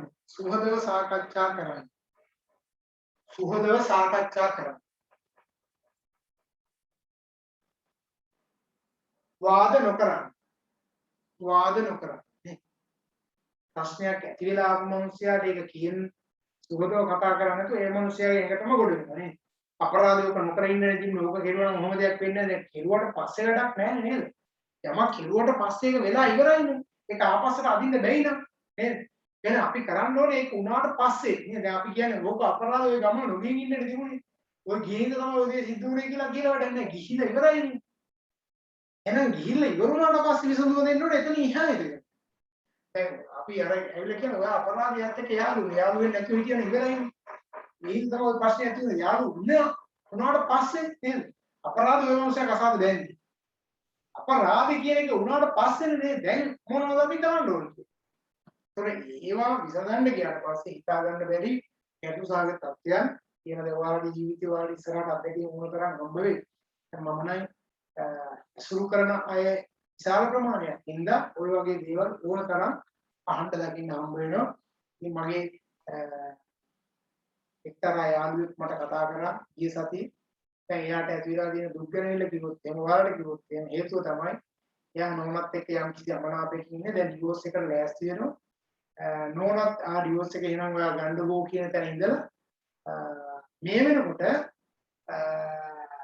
මේ මහත්යාට හොරෙන් නෝන විදේශගත වීම සඳහා අවශ්‍ය කරන සියලුම ඩොකියුමන්ට්ස් ටික හදලා ඉවරයි. ඒතර දැන් මට කතා කරලා කියනවා එංගලන්තේ හරි එංගලන්තෙට තමයි යන්නේ කියන එක සැකයට කියනවා පුළුවන් නම් හොයලා මට කියන්නලු එංගලන්තේ යනවද නැද්ද කියලා වීසා ප්‍රොසෙස් එකකින් හරි හොයාගන්න පුළුවන් කියලා මම ඉන්නවා. දැන් මෙයා හිතනවා මෙයා මේ පැත්තේ නඩු දාලා ඔක්කොම එතර වාසිය කියන්නේ යවනකොට සිතාසිය යවනකොට සමහරවිට අර විදේශගත වෙලා ඉන්න පුළුවන් එහෙම නැත්නම් එහෙම යා ලංකාවට ආවේ නැත්නම් එහෙම මෙයාට කවදාවත් ඩිවෝස් එකක් ගන්න හම්බ වෙන්නේ නැහැ. ඒතකොට එහෙනම් අපි හිතනවට වඩා සමහර දේවල් මිනිස්සු අතර ඇතිවන්නා වූ ගැටුම්කාරී තත්ත්වයන් ක්‍රියාත්මක මේ මම මේ කතා කරන්නේ ලංකාවේ ඉන්න ඉහළම තනතුරු ගන්නාය මම තනතුරු නොකියයි. හරිද? ඉහළම තනතුරු ගන්නාය. ඒතර මේවා තමයි මිනිස්සු අතර තියෙන ගැටුම්. දරුවෝ බෙදා ගන්න බැරි එක දරුවෝ දාලා යන්නේ නේද? ඊට පස්සේ දරුවන්ට කිසිමක පෙන්නන්නේ නැති එක දැන් ඔයාලා මේ දවස්වල නිවුස් වලට කොච්චරක් තියෙන ශාරුක් ખાන් කියන්නේ ලෝකේ ඉන්න ප්‍රධාන පොලිටිපතියෙක් නේද? එයා රත්තරන්ගෙන් හදපු වෙනම මීඩියා එකක් ගෙදර තියෙනවා කියලා කියන්නේ. ඒතකොට මේ වගේ ටැලන්ට් ධන කුවේරෙක් දුකේ කඩ වෙනව ඩ්‍රග්ස් වලට අදාළව අල්ලගෙන ගිහින් පොලිසිය ගිහින් එළිය දාලා වහලා ඉන්නේ. ඒතකොට කෝටි ගණන් සල්ලි තිබ්බත් අද හිරේ දෙට වෙලා ඉන්න වෙලා තියෙනවා. ඒතකොට මේ වගේ තත්ත්වයක්. ඒතකොට දැන් පාකිස්තානයේම හිටපු අගමැතිවරයා අද වෙද්දි හිරගෙදර ඉන්නේ නේ. ඒතකොට ඇයි එහෙම වෙලා තියෙන්නේ? යම් කිසි කරුණු කාරණා ක්‍රියාත්මක වීමේදී වෙච්ච වැරදි. සාල කෝටි ප්‍රකෝටි ගණන් සල්ලි තිබ්බත් වැඩක් නෑ ක්‍රියාත්මක වීමේදී ඇතිවන කර්ම කාරණා එක ඒ නිසා යමක් විසඳන්නේ කොට හැමෝගමත් එක්ක සුහදව සාකච්ඡා කරලා ඒ දේවල් විස්තර ගන්න පුළුවන් නම් දරුවෝ තුළ ඇති වෙන ප්‍රශ්න පවුලේ විදිය තුළ ඇති වෙන ප්‍රශ්න සංවිධාන ඒකකයේ ඇතුළේ ඇතිවන්නා වූ ප්‍රශ්න නේද ආයතන ප්‍රධානීන් කී දෙනෙක් මැරලා තියෙනවද සමහරලාවට සමාජයේ නෝනත් එක්ක අනියම් ප්‍රේම සම්බන්ධතාවයක් ආයතන ප්‍රධානියා තියාගත්තා කියලා ඇවිල්ලා ඒ මහත්යා සමහරලාවට පිටියෙන් යන ගිහිල්ලා දිනවා ඒ වගේ සිත් මම දැකලා තියෙනවා පිටියෙන් යනලා ගිහිල්ලා මරලා දාලා තිබුණා වෙඩි තියලා මරලා දාලා තිබුණා නේද ඒ වගේ ප්‍රශ්න අපේ රටේ ගොඩාක් තියෙනවා උසාවියකට ගන්න ගියොත් එහෙම දැන් උසාවි වල මම උසාවි කටයුතු වල කියලා කියන්නේ සමහර තැන්වල සමහර කරුණු කාරණා දැනගෙන ඉන්නවා කියලා උසාවි දෙකේ ඉඳලා ඒ කරුණු කාරණා ඉගෙන ගන්න. නේද? දැන් හිතන්නකෝ මට යම් කිසි නඩු තීන්දුවක් සම්බන්ධයෙන් යමක් දැනගන්න ඕනේ නම් මම ගිහිල්ලා මම දන්න නීතිඥවරු ඉන්න උන්ට කතා කරනවා මම දන්න අධිකාරිවරු ඉන්න උන්ට මම කතා කරනවා ඔවුන්ගේ තොරතුරු ලබා ගන්න මගේ දැනුම ලබා ගැනීම සඳහා. එතකොට ඕන්න මට ගිහිල්ලා උසාවියේ ගිහින් ඉන්න පුළුවන් මේ වගේ අවස්ථාවල් වලදී ඇහෙන දේවල් දකින දේවල් එක්ක අපිට ගොඩාක් දේවල් ඉගෙන ගන්න පුළුවන්. ඉතින් ඔයාලට කාලේ කිව්වොත් එහෙම ඉදිරියේදී මේ කොරෝනා වසංගතය වුණාට පස්සේ ගිහිල්ලා ඉඳගෙන ඉන්න බලලා එන්න. අත්දැකීම් ගන්න පුළුවන් මේ සමාජයේ තියෙන දේවල්. එතන එනයි බලන්නකෝ නේද? හයිකෝට් දාගෙන ඇවිල්ලා කතා බහ කරනකොට අර උසාවිය ඇතුලේ කුණුවරපෙන් කෑ ගහනවා. නේ? හිතා ගන්න බෑ මේ මිනිස්සු මේ වගේ තන්තු උදාහරණයක් කියලා. ඒතකොට මේ මිනිස්සුගේ සැබෑගත්තේ අපිට ඉස්මතු වෙලා එනවා. ඒතකොට මේ වගේ තැන්වලදී සුහදව මේ වැඩේ විසඳගන්න ඕනේ. ඊගාවට දුක්ගැනවිල්ලට ලක් වූ සේවාදායකයා දුක්ගැනවිල්ලට ලක් වූ සේවාදායකයා ඔහුගේ දුක්ගැනවිල්ල ඉදිරිපත් කරන විට ඒ සඳහා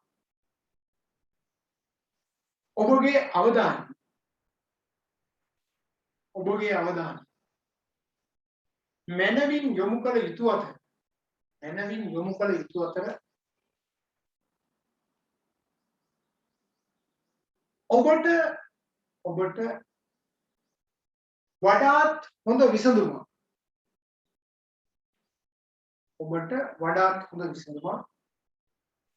ඔහුට ලබා දිය හැකි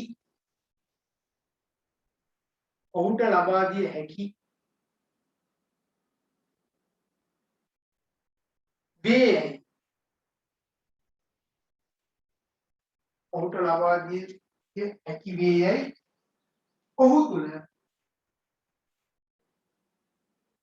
විශ්වාසයක් ජනිත කරන්න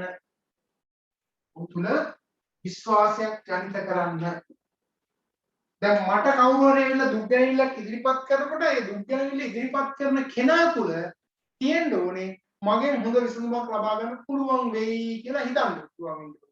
එහෙම නැත්නම් එයා දුක් ගැනවිල්ල ඉදිරිපත් කරලා ඔයා කියන්නේ කියලා මම කෝල් එකක් හිටියොත් ෆෝන් කෝල් එකක් ආන්සර් කර ඉන්නවා නේ. එහෙම නැත්නම් මම ලියලා ඉන්නවා කියන්නේ. ඒතර අර මොහොතේ එපා වෙනවා නේ. ඒ කියන එක මෙයාට තේරෙනවා මම ඒක කියා කරන්නේ ගණන් ගන්න නැහැ කියලා. හැබැයි මම අත් දෙකක් එහෙම ගැට ගහගෙන ඔක්කොම කරගෙන හරි කියන්නේ. ඔයා කියන්නේ. කියලා එයා කියන්නේ හොඳට අහගෙන නේ. ඒතර එයාට තේරෙනවා ඇත්තටම මම හොඳ විසඳුමක් ලබා දෙයි කියලා.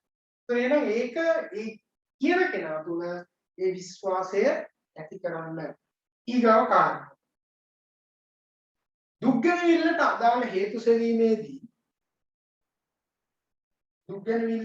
හේතු සෙවීමේදී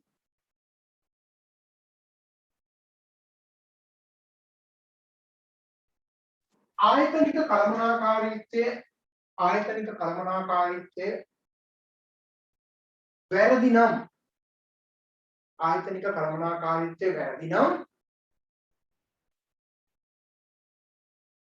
නිහතමානීව ඒ පිළිගන්න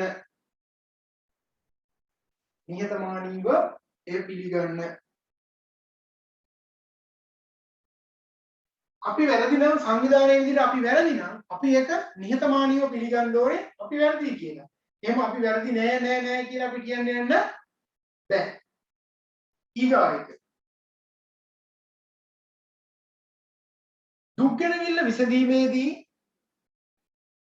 දුක්ගැනවිල්ල විසඳීමේදී ඥානාන්විතව හා අවස්ථානුකූලව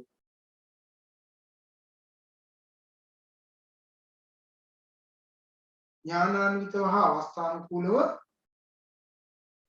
ඔබගේ අධිකාරීත්වය හා බලය පාවිච්චි කරන්න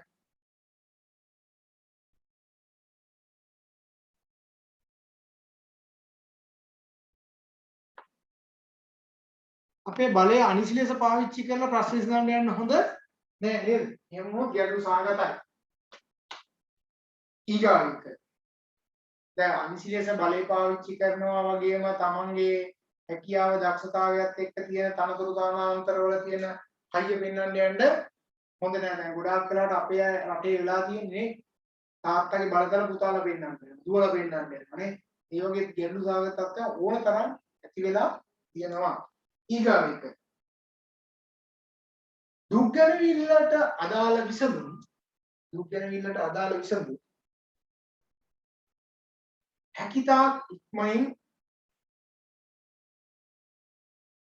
හැකිතාක් ඉක්මනින් ලබා දිය යුතු අතර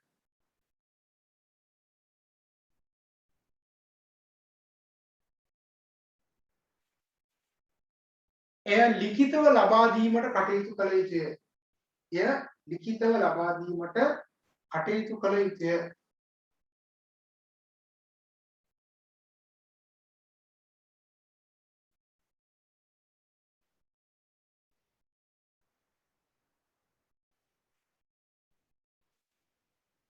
ඊගාව එක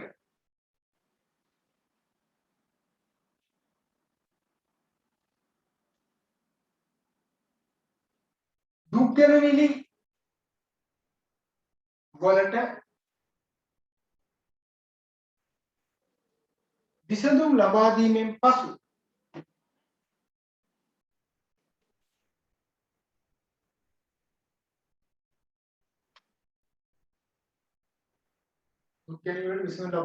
පසු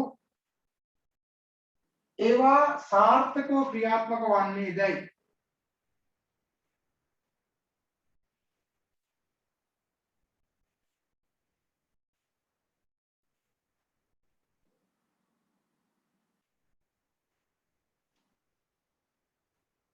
පසුවිපරම් කිරීම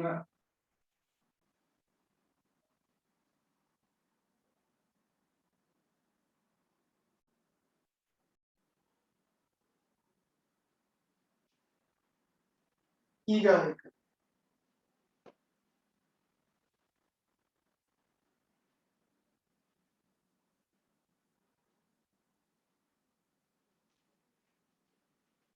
දුක් ගැනවිලි විසඳීමට සම්බන්ධ වන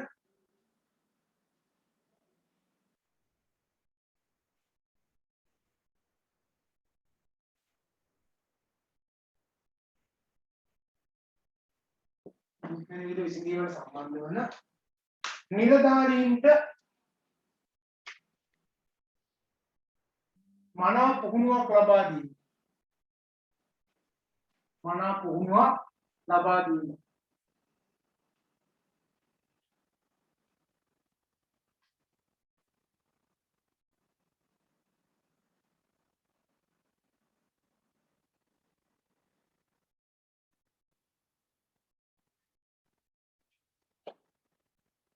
අනිවාර්යෙන් දුක් ගැනවිලි විසඳන්න ඉන්න අයට මනා පුහුණුවක් දෙන්න ඕනේ නේද?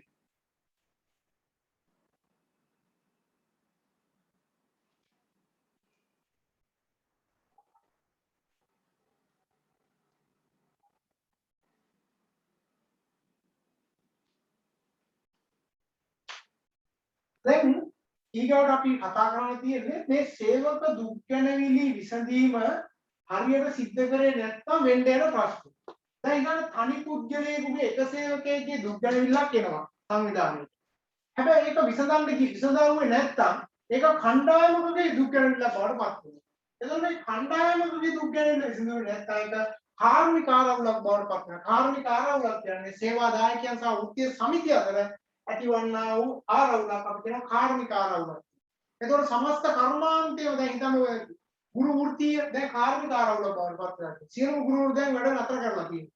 ඒතකොට කාර්මික ආරවුලක් බවට පත් වෙනවා. සංවිධාන ඵලදායීතාවය පල්ලෙහාට යනවා. දැන් රජයක් විදිහට ගත්තොත් ඒ රජයේ ක්‍රියාකාරීත්වය එම් පිටින්ම අඩපණ වෙලා තියෙනවා. ඒ නිසා සංවිධානයක් ගත්තට පස්සේ සංවිධානයක මෙහෙම ගත්තොත් එහෙම හිතන්නකෝ මේ ඵලදායිතා මට්ටම නේද?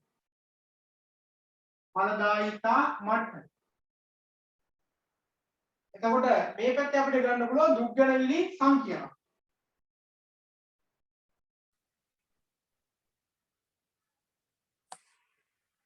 එතකොට දුක් ගැනවිලි සංඛ්‍යාව අඩු නම් හරිද? දුක් ගැනවිලි සංඛ්‍යාව අඩු වෙන්න ඵලදායිතාවය වැඩි. හැබැයි ඵලදායිතාවය අඩු වෙනවා මොනවා වෙන්නේ? දුක් ගැනවිලි සංඛ්‍යාව මේ පැත්තේ ගත්තොත් මේ දුක් ගැනවිලි සංඛ්‍යාව වැඩි වෙන්න සංවිධානයේ ඵලදායිතාවයේ ක්‍රමේ අඩු වෙනවා කියන කාරණා පැහැදිලි වෙනයි. ගැටුම්කාරී අවස්ථාවන් වලදී සංවිධාන වල වැඩ කරන්නේ නැහැ නේද? දැන් ගුරුවරු වැඩ කරන්නේ නැහැ, රෝහල් කාර්ය මණ්ඩලයේ හිටපු ගාන වැඩ කරන්නේ නැහැ, වරාය අධිකාරිය අය වැඩ කරන්නේ නැහැ නේද? කංජිත නීතිගත සංස්ථාව අය වැඩ කරන්නේ මෙහෙම වුණාට පස්සේ සමස්ත සංවිධානයේ ඵලදායිතාවය අඩු වෙනවා. ඒක සංවිධානයක වගකීම තමයි හැකි සෑම වෙලාවකම දුක් ගැනවිලි ඉතා ඉක්මනින් විසඳීම. දුක් ගැනවිලි ඉතා ඉක්මනින් විසඳනවා කියන්නේ සංවිධානයේ සේවකයෝ තෘප්තිමත්ව කටයුතු කරනවා. ඊළඟට මාතෘකාව සේවක දුක් ගැනවිලි විසඳීමේ වැදගත්කම. සේවක දුක් ගැනවිලි විසඳීමේ වැදගත්කම.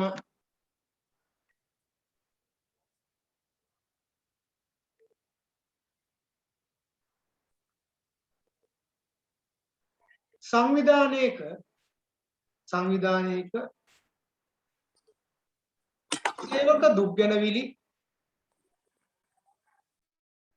සේවක දුක් ගැනවිලි ප්‍රමාණය වැඩි වන විට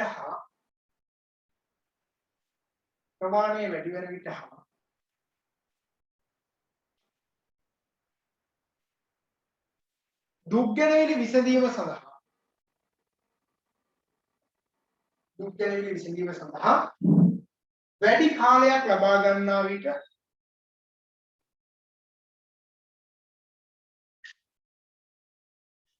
සංවිධාන ඵලදායිතාවය ක්‍රමයෙන් පහළ යයි.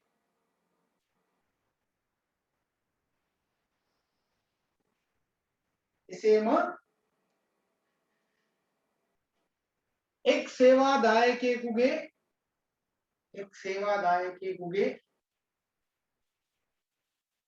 දුක් ගැනවිල්ලක් සඳහා විසඳුම් ලබා නොදුන් විට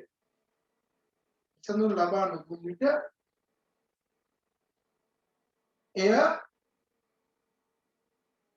කණ්ඩායමකගේ දුක් ගැනවිල්ලක් බවට පත් වී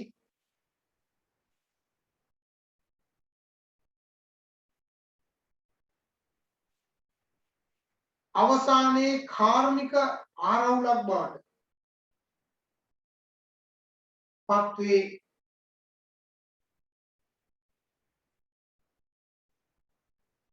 ඒ තුල සමස්ත සංවිධානයේ ඵලදායීතාවය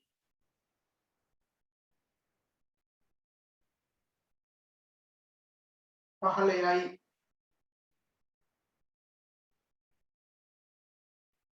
මේ නිසා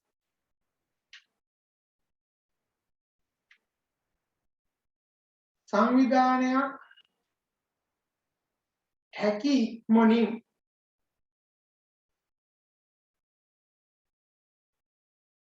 සේවක දුක් ගැනවිලි විසඳීමට කටයුතු කළ යුතුය.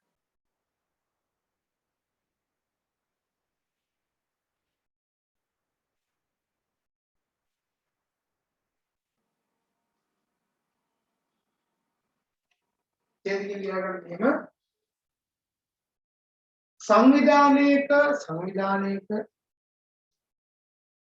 සේවක දුක් ගැනවිලි විසඳීමේ වගකීම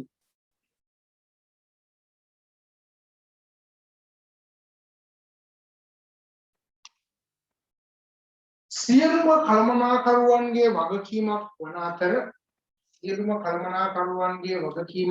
අතර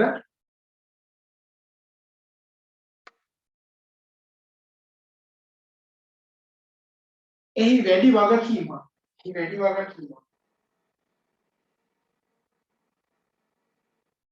ආසන්න සුපරීක්ෂකවරුන්ට පැවරේ.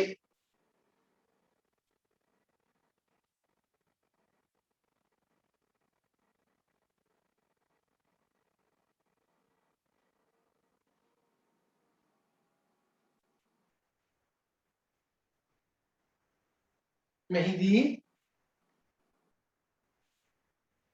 සංවිධාන කළමනාකාරීත්වය මෙන්ම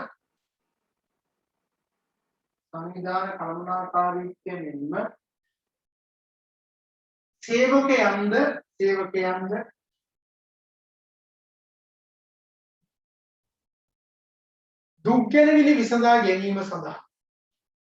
දුක් ගැනවිලි විසඳා ගැනීම සඳහා නම්‍යශීලීව කටයුතු කළ යුතුය.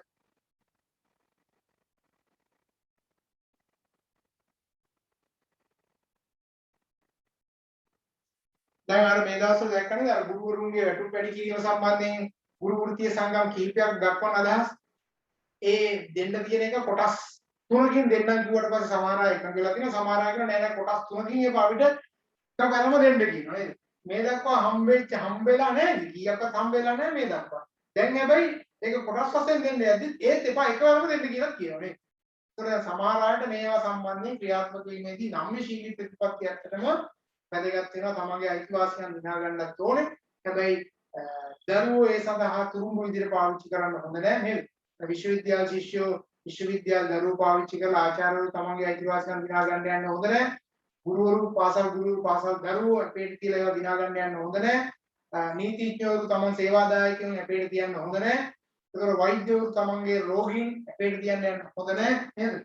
එහෙම කරන වැඩපිළිවෙලක් කිසිසේත් අනුමත කරන්නේ නම්‍යශීලීව ඇතිවන්නා වූ ගැටලු සහගත තත්ත්වයන් විසඳා ගැනීමට හැමෝම ඒක රාශි වෙලා කටයුතු කරන්න ඕනේ කියන එක තමයි දුක් ගැනීම විසඳීමේදී වඩා වැදගත් වෙන්නේ. මෙන්න මේ දෙකක් දාගන්නකො. මේ පරිපුද්ගලයෙකුගේ දුක් ගැනවිල්ල, කණ්ඩායමක දුක් ගැනවිල්ල, කාර්මික ආරවුලක්, සංවිධාන ඵලදායීතාවය පහළ වෙනවා. මැදින් ඊතරක් දාලා තියෙන්නේ මම විසඳුම් ලබා නොදීම. ඒක දාගන්න ඉස්සෙල්ලා ඊට පස්සේ රූප සමාන වෙනවා.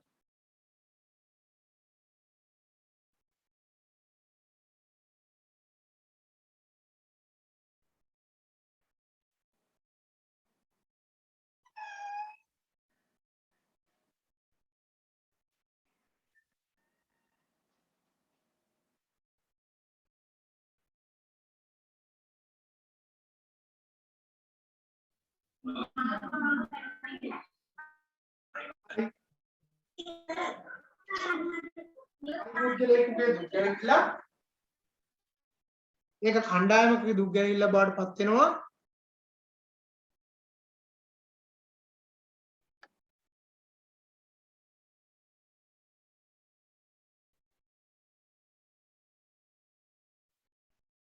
කාර්මික ආරවුල අවසානයේ සංවිධාන ඵලදායීතාව පහළ වෙනවා. හරි. යටි මෙන්න මේකත් අද ගන්න මේ ප්‍රස්තාවනේ ඵලදායීතාව මට්ටම දුක් ගැනවිලි සංඛ්‍යාව. මේකේ පෙන්නනවා යට දුක් ගැනවිලි සංඛ්‍යාව වැඩි වෙන්න ඵලදායීතාව මට්ටම අඩු වෙනවා කියලා පැහැදිලි වෙනවා නේද? ඵලදායීතාව මට්ටම දුක් ගැනවිලි සංඛ්‍යාව.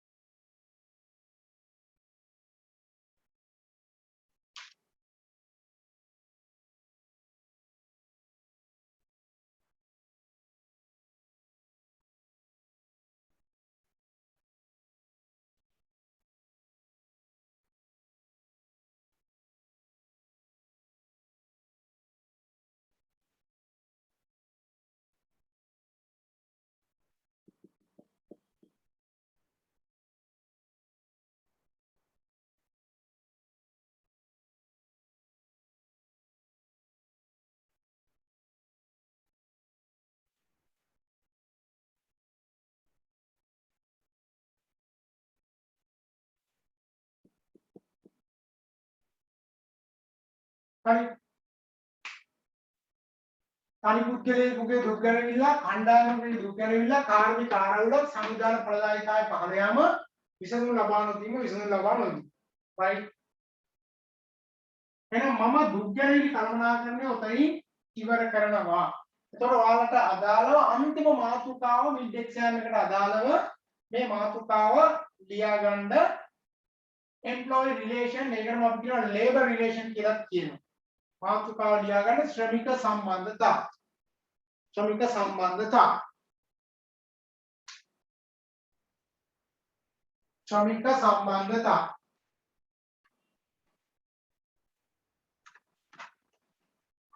employee relation එහෙම නැත්නම් labor relation කියලා කියනවා.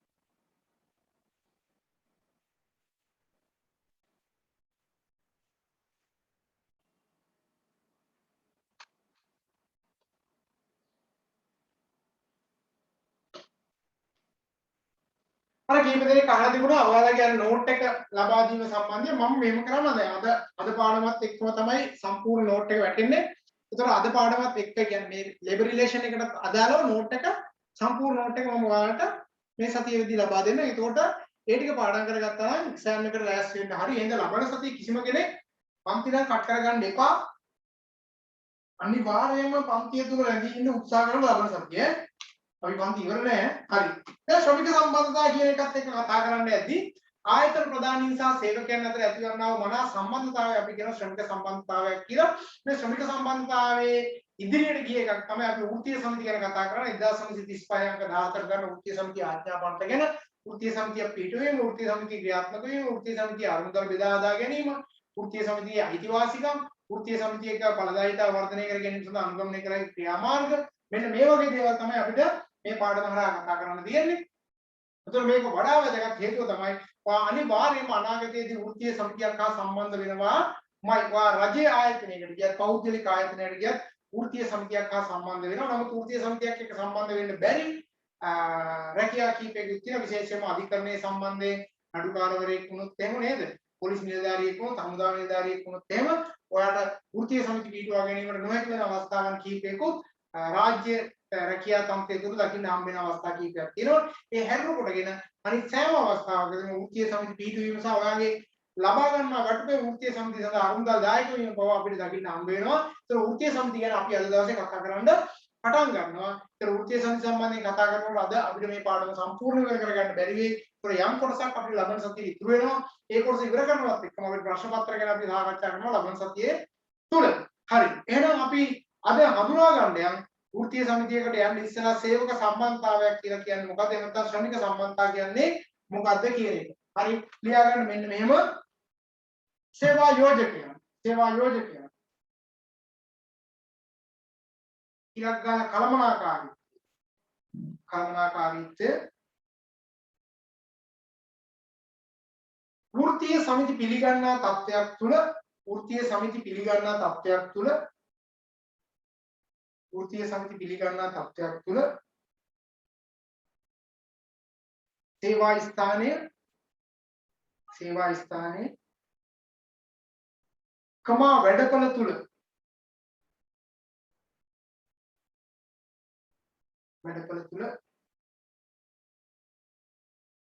සේවා යෝජකයන් හා සේවා දායකයන් අතර යෝජකය කියන්නේ අයිතිකාරය වෙනත කළමනාකාරී සේවා යෝජකයන් හා සේවා දායකයන් අතර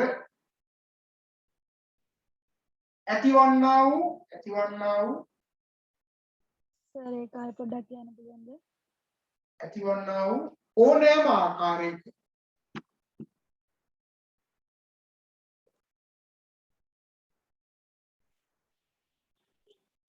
ඕනෑම ආකාරයක අන්තර් සම්බන්ධතාවයක්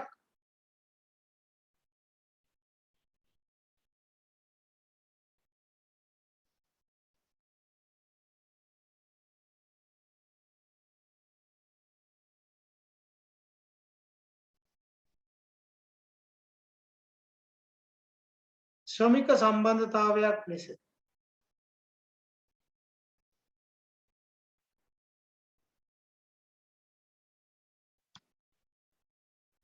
හඳුනාගත හැකිය.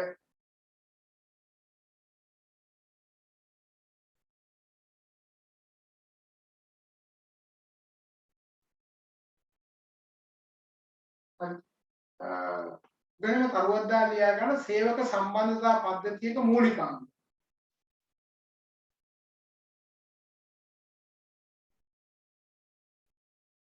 සේවක සම්බන්ධතා පද්ධතියක මූලිකාංගය. දැන් අපි මේ කතා කරන වෘත්තීය සමිති සහ නේද? වෘත්තීය සමිති එක පැත්තක ඉන්නවා, ආයතන ප්‍රධානීන් තව පැත්තක ඉන්නවා. ඒතර මේ දෙගොල්ලම එකතු වෙලා යම් තැනක් තියෙනවා. ඒ තුල ඉඳගෙන තමයි අපි මේ කතා කරන්න යන්නේ. ඒතර මේ සඳහා බලපාන කරුණු කාරණා ගත්තට පස්සේ ප්‍රතිපත්ති සකස් කරනකොට දෙගොල්ලටම ගැලපෙන ප්‍රතිපත්ති අපි සකස් කරගන්න ඕනේ. දැන් ප්‍රතිපත්ති මේ ගැටළු සාගත තත්ත්වයන් වලදී නේ අගමැතිතුමත් එක්ක කතා කරලා විසඳ ගන්න බෑ. මුදල් ඇමතිවරයාත් එක්ක කතා කරලා විසඳ ගන්න බෑ. ජනාධිපතිවරයා සම්බන්ධ වීමට අවස්ථාවක් දෙන්නේ නැහැ කියලා කෑගහ යන්නේ නේ. ඒතර මම දැක්කා ජනාධිපතිවරයාත් එක්ක සාකච්ඡාවක් ලබා ගැනීම සඳහා පාර්ලිමේන්තු මන්ත්‍රීවරු 40ක් අස්සම් කරන ලියුමක් බහලා. දැන් හිතන්න කිව්වොත් සාමාන්‍ය මිනිස්සුන්ට ජනාධිපතිතුමා හම්බෙන්නේ ලේසි වෙයි. දැන් මේ කාරණාවත් එක්ක දැන් රටේ ඉන්න ජනාධිපතිවරයා හම්බ වෙන්න පාර්ලිමේන්තු මන්ත්‍රීවරුත් ලියුමක් දීලා වෙනම කාලයක් ඉන්නවා ඒක සාකච්ඡා. සාමාන්‍ය එයාට ඉතින් ඉක්මනින් පහසුවෙන් නිවැරදි කරගන්න පුළුවන්කමක් තියෙනවා නේද? නමුත් එක පැත්තකින් ඉඳන් පුළුවන් සමහර වෙලාවට ඒක කාලයක් ලබා දීම හොඳයි මෙහෙමයි කියලා. ඒකේ අනිත් පැත්තෙන් ගම්මීර වෙන දේ තමයි සාමාන්‍ය ජනතාවට එනම් ඉහළ පෙළේ නිලධාරීන් හමු වීම සඳහා ලේසි වෙන්නේ නැහැ කියන එක. right? ලියාගන්න මෙන්න මෙහෙම එක සංවිධානයේ සේවා නියුක්තියට අදාළ විධිමත් සහ අවිධිමත්. සංවිධානයේ සේවා නියුක්තියට අදාළ විධිමත් සහ අවිධිමත්.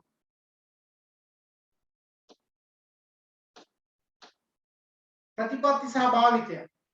ෆෝමල් සහ ඉන්ෆෝමල්. අවිධිමත් ඒවා තියෙන්න පුළුවන් සංවිධානයේ නේද?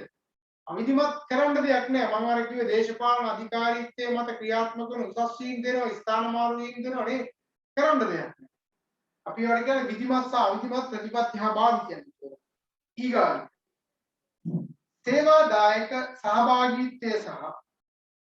සේවාදායක සහභාගීත්වය සහ සංනිවේදනයේ සඳහා තිබෙන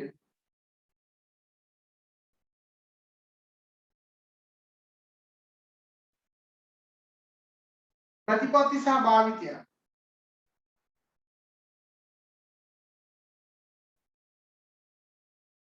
තුන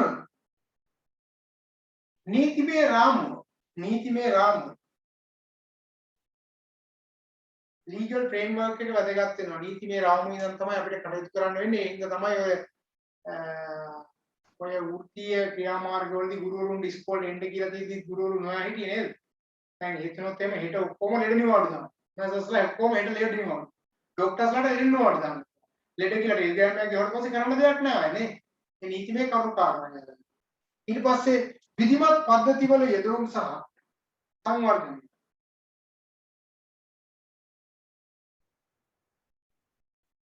විධිමත් පද්ධතිවල යෙදවීම සහ සංවර්ධනයන් තමා සාමූහික කේවල් කිරීමට සහ සාමූහික කේවල් කිරීම අපි කතා කරන්නේ සාමූහික කේවල් කිරීමට සහ සේවා නියුක්ත ආරවුල් විසඳීමට අදාළ වන්නා වූ නීති රීති සහ ක්‍රියාමාර්ග.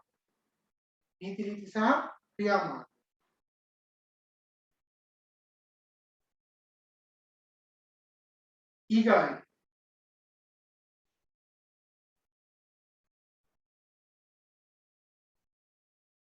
එක් එක් පුද්ගලයන් කමා සේවාදායක නියෝජිතයන්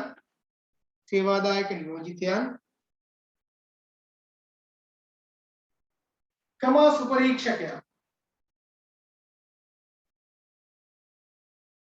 සුපරීක්ෂකයන් කමා කණ්ඩායම් නායකින් හා කළමනාකරුවන් අතර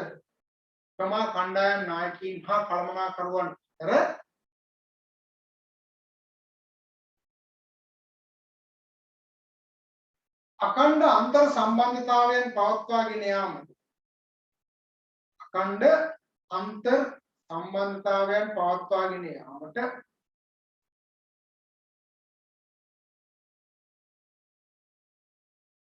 උපකාරී වන්නා වූ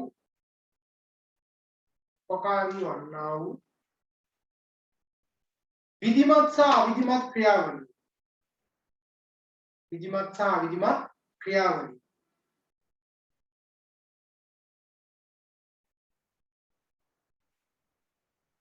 6 කාර්මික සම්බන්ධතාවලට සම්බන්ධ වෙන කාර්මික සම්බන්ධතාවලට සම්බන්ධ වෙන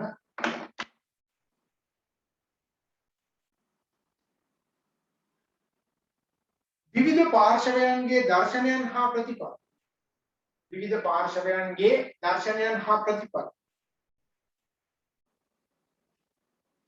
ඔය කියන්නේ කළමනාකාරීත්වයේ වෘත්තීය සමිතියේ නියෝජිතයෝ නේද ඉහළ කළමනාකාරීත්වය බාහිර පාර්ශවයන් මේ ඔක්කොගෙම දර්ශනයන් හා ප්‍රතිපද 7 රජය කමා සේවා යෝජක සංවිධාන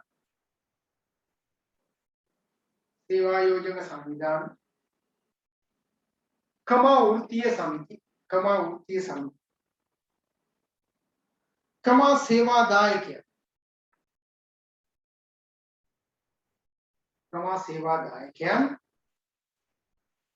කමා කළමනාකාරීත්වය සහ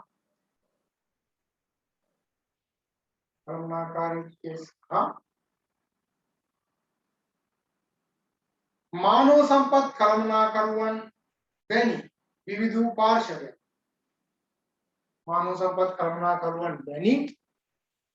වූ පාර්ශවයන් ඔවුන්ගේ අදහසුත් මේවා සඳහා විශේෂයෙන්ම ඍජුවම බලපාන ඊගායක කම්කරු විනිශ්චය සභා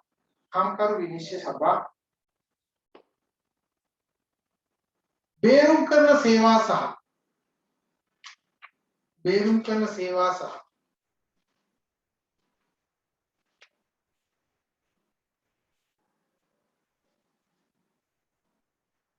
උපදේශක සේවා සපයන ආයතන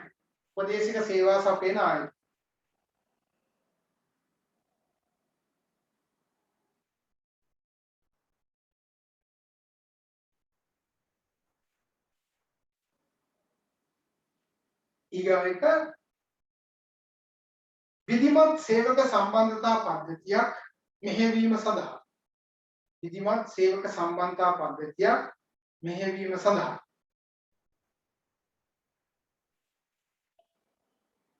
අවශ්‍ය වන්නා වූ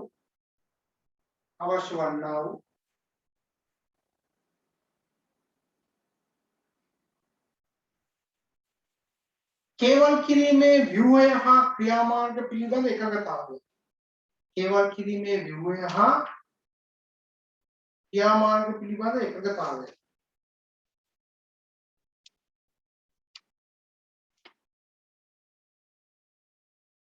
හරි ඊගොල්ලෝ මාතෘකාව ලියා ගන්න කාර්මික සම්බන්ධතා ඉන්ඩස්ට්‍රියල් රිලේෂන් කාර්මික සම්බන්ධතා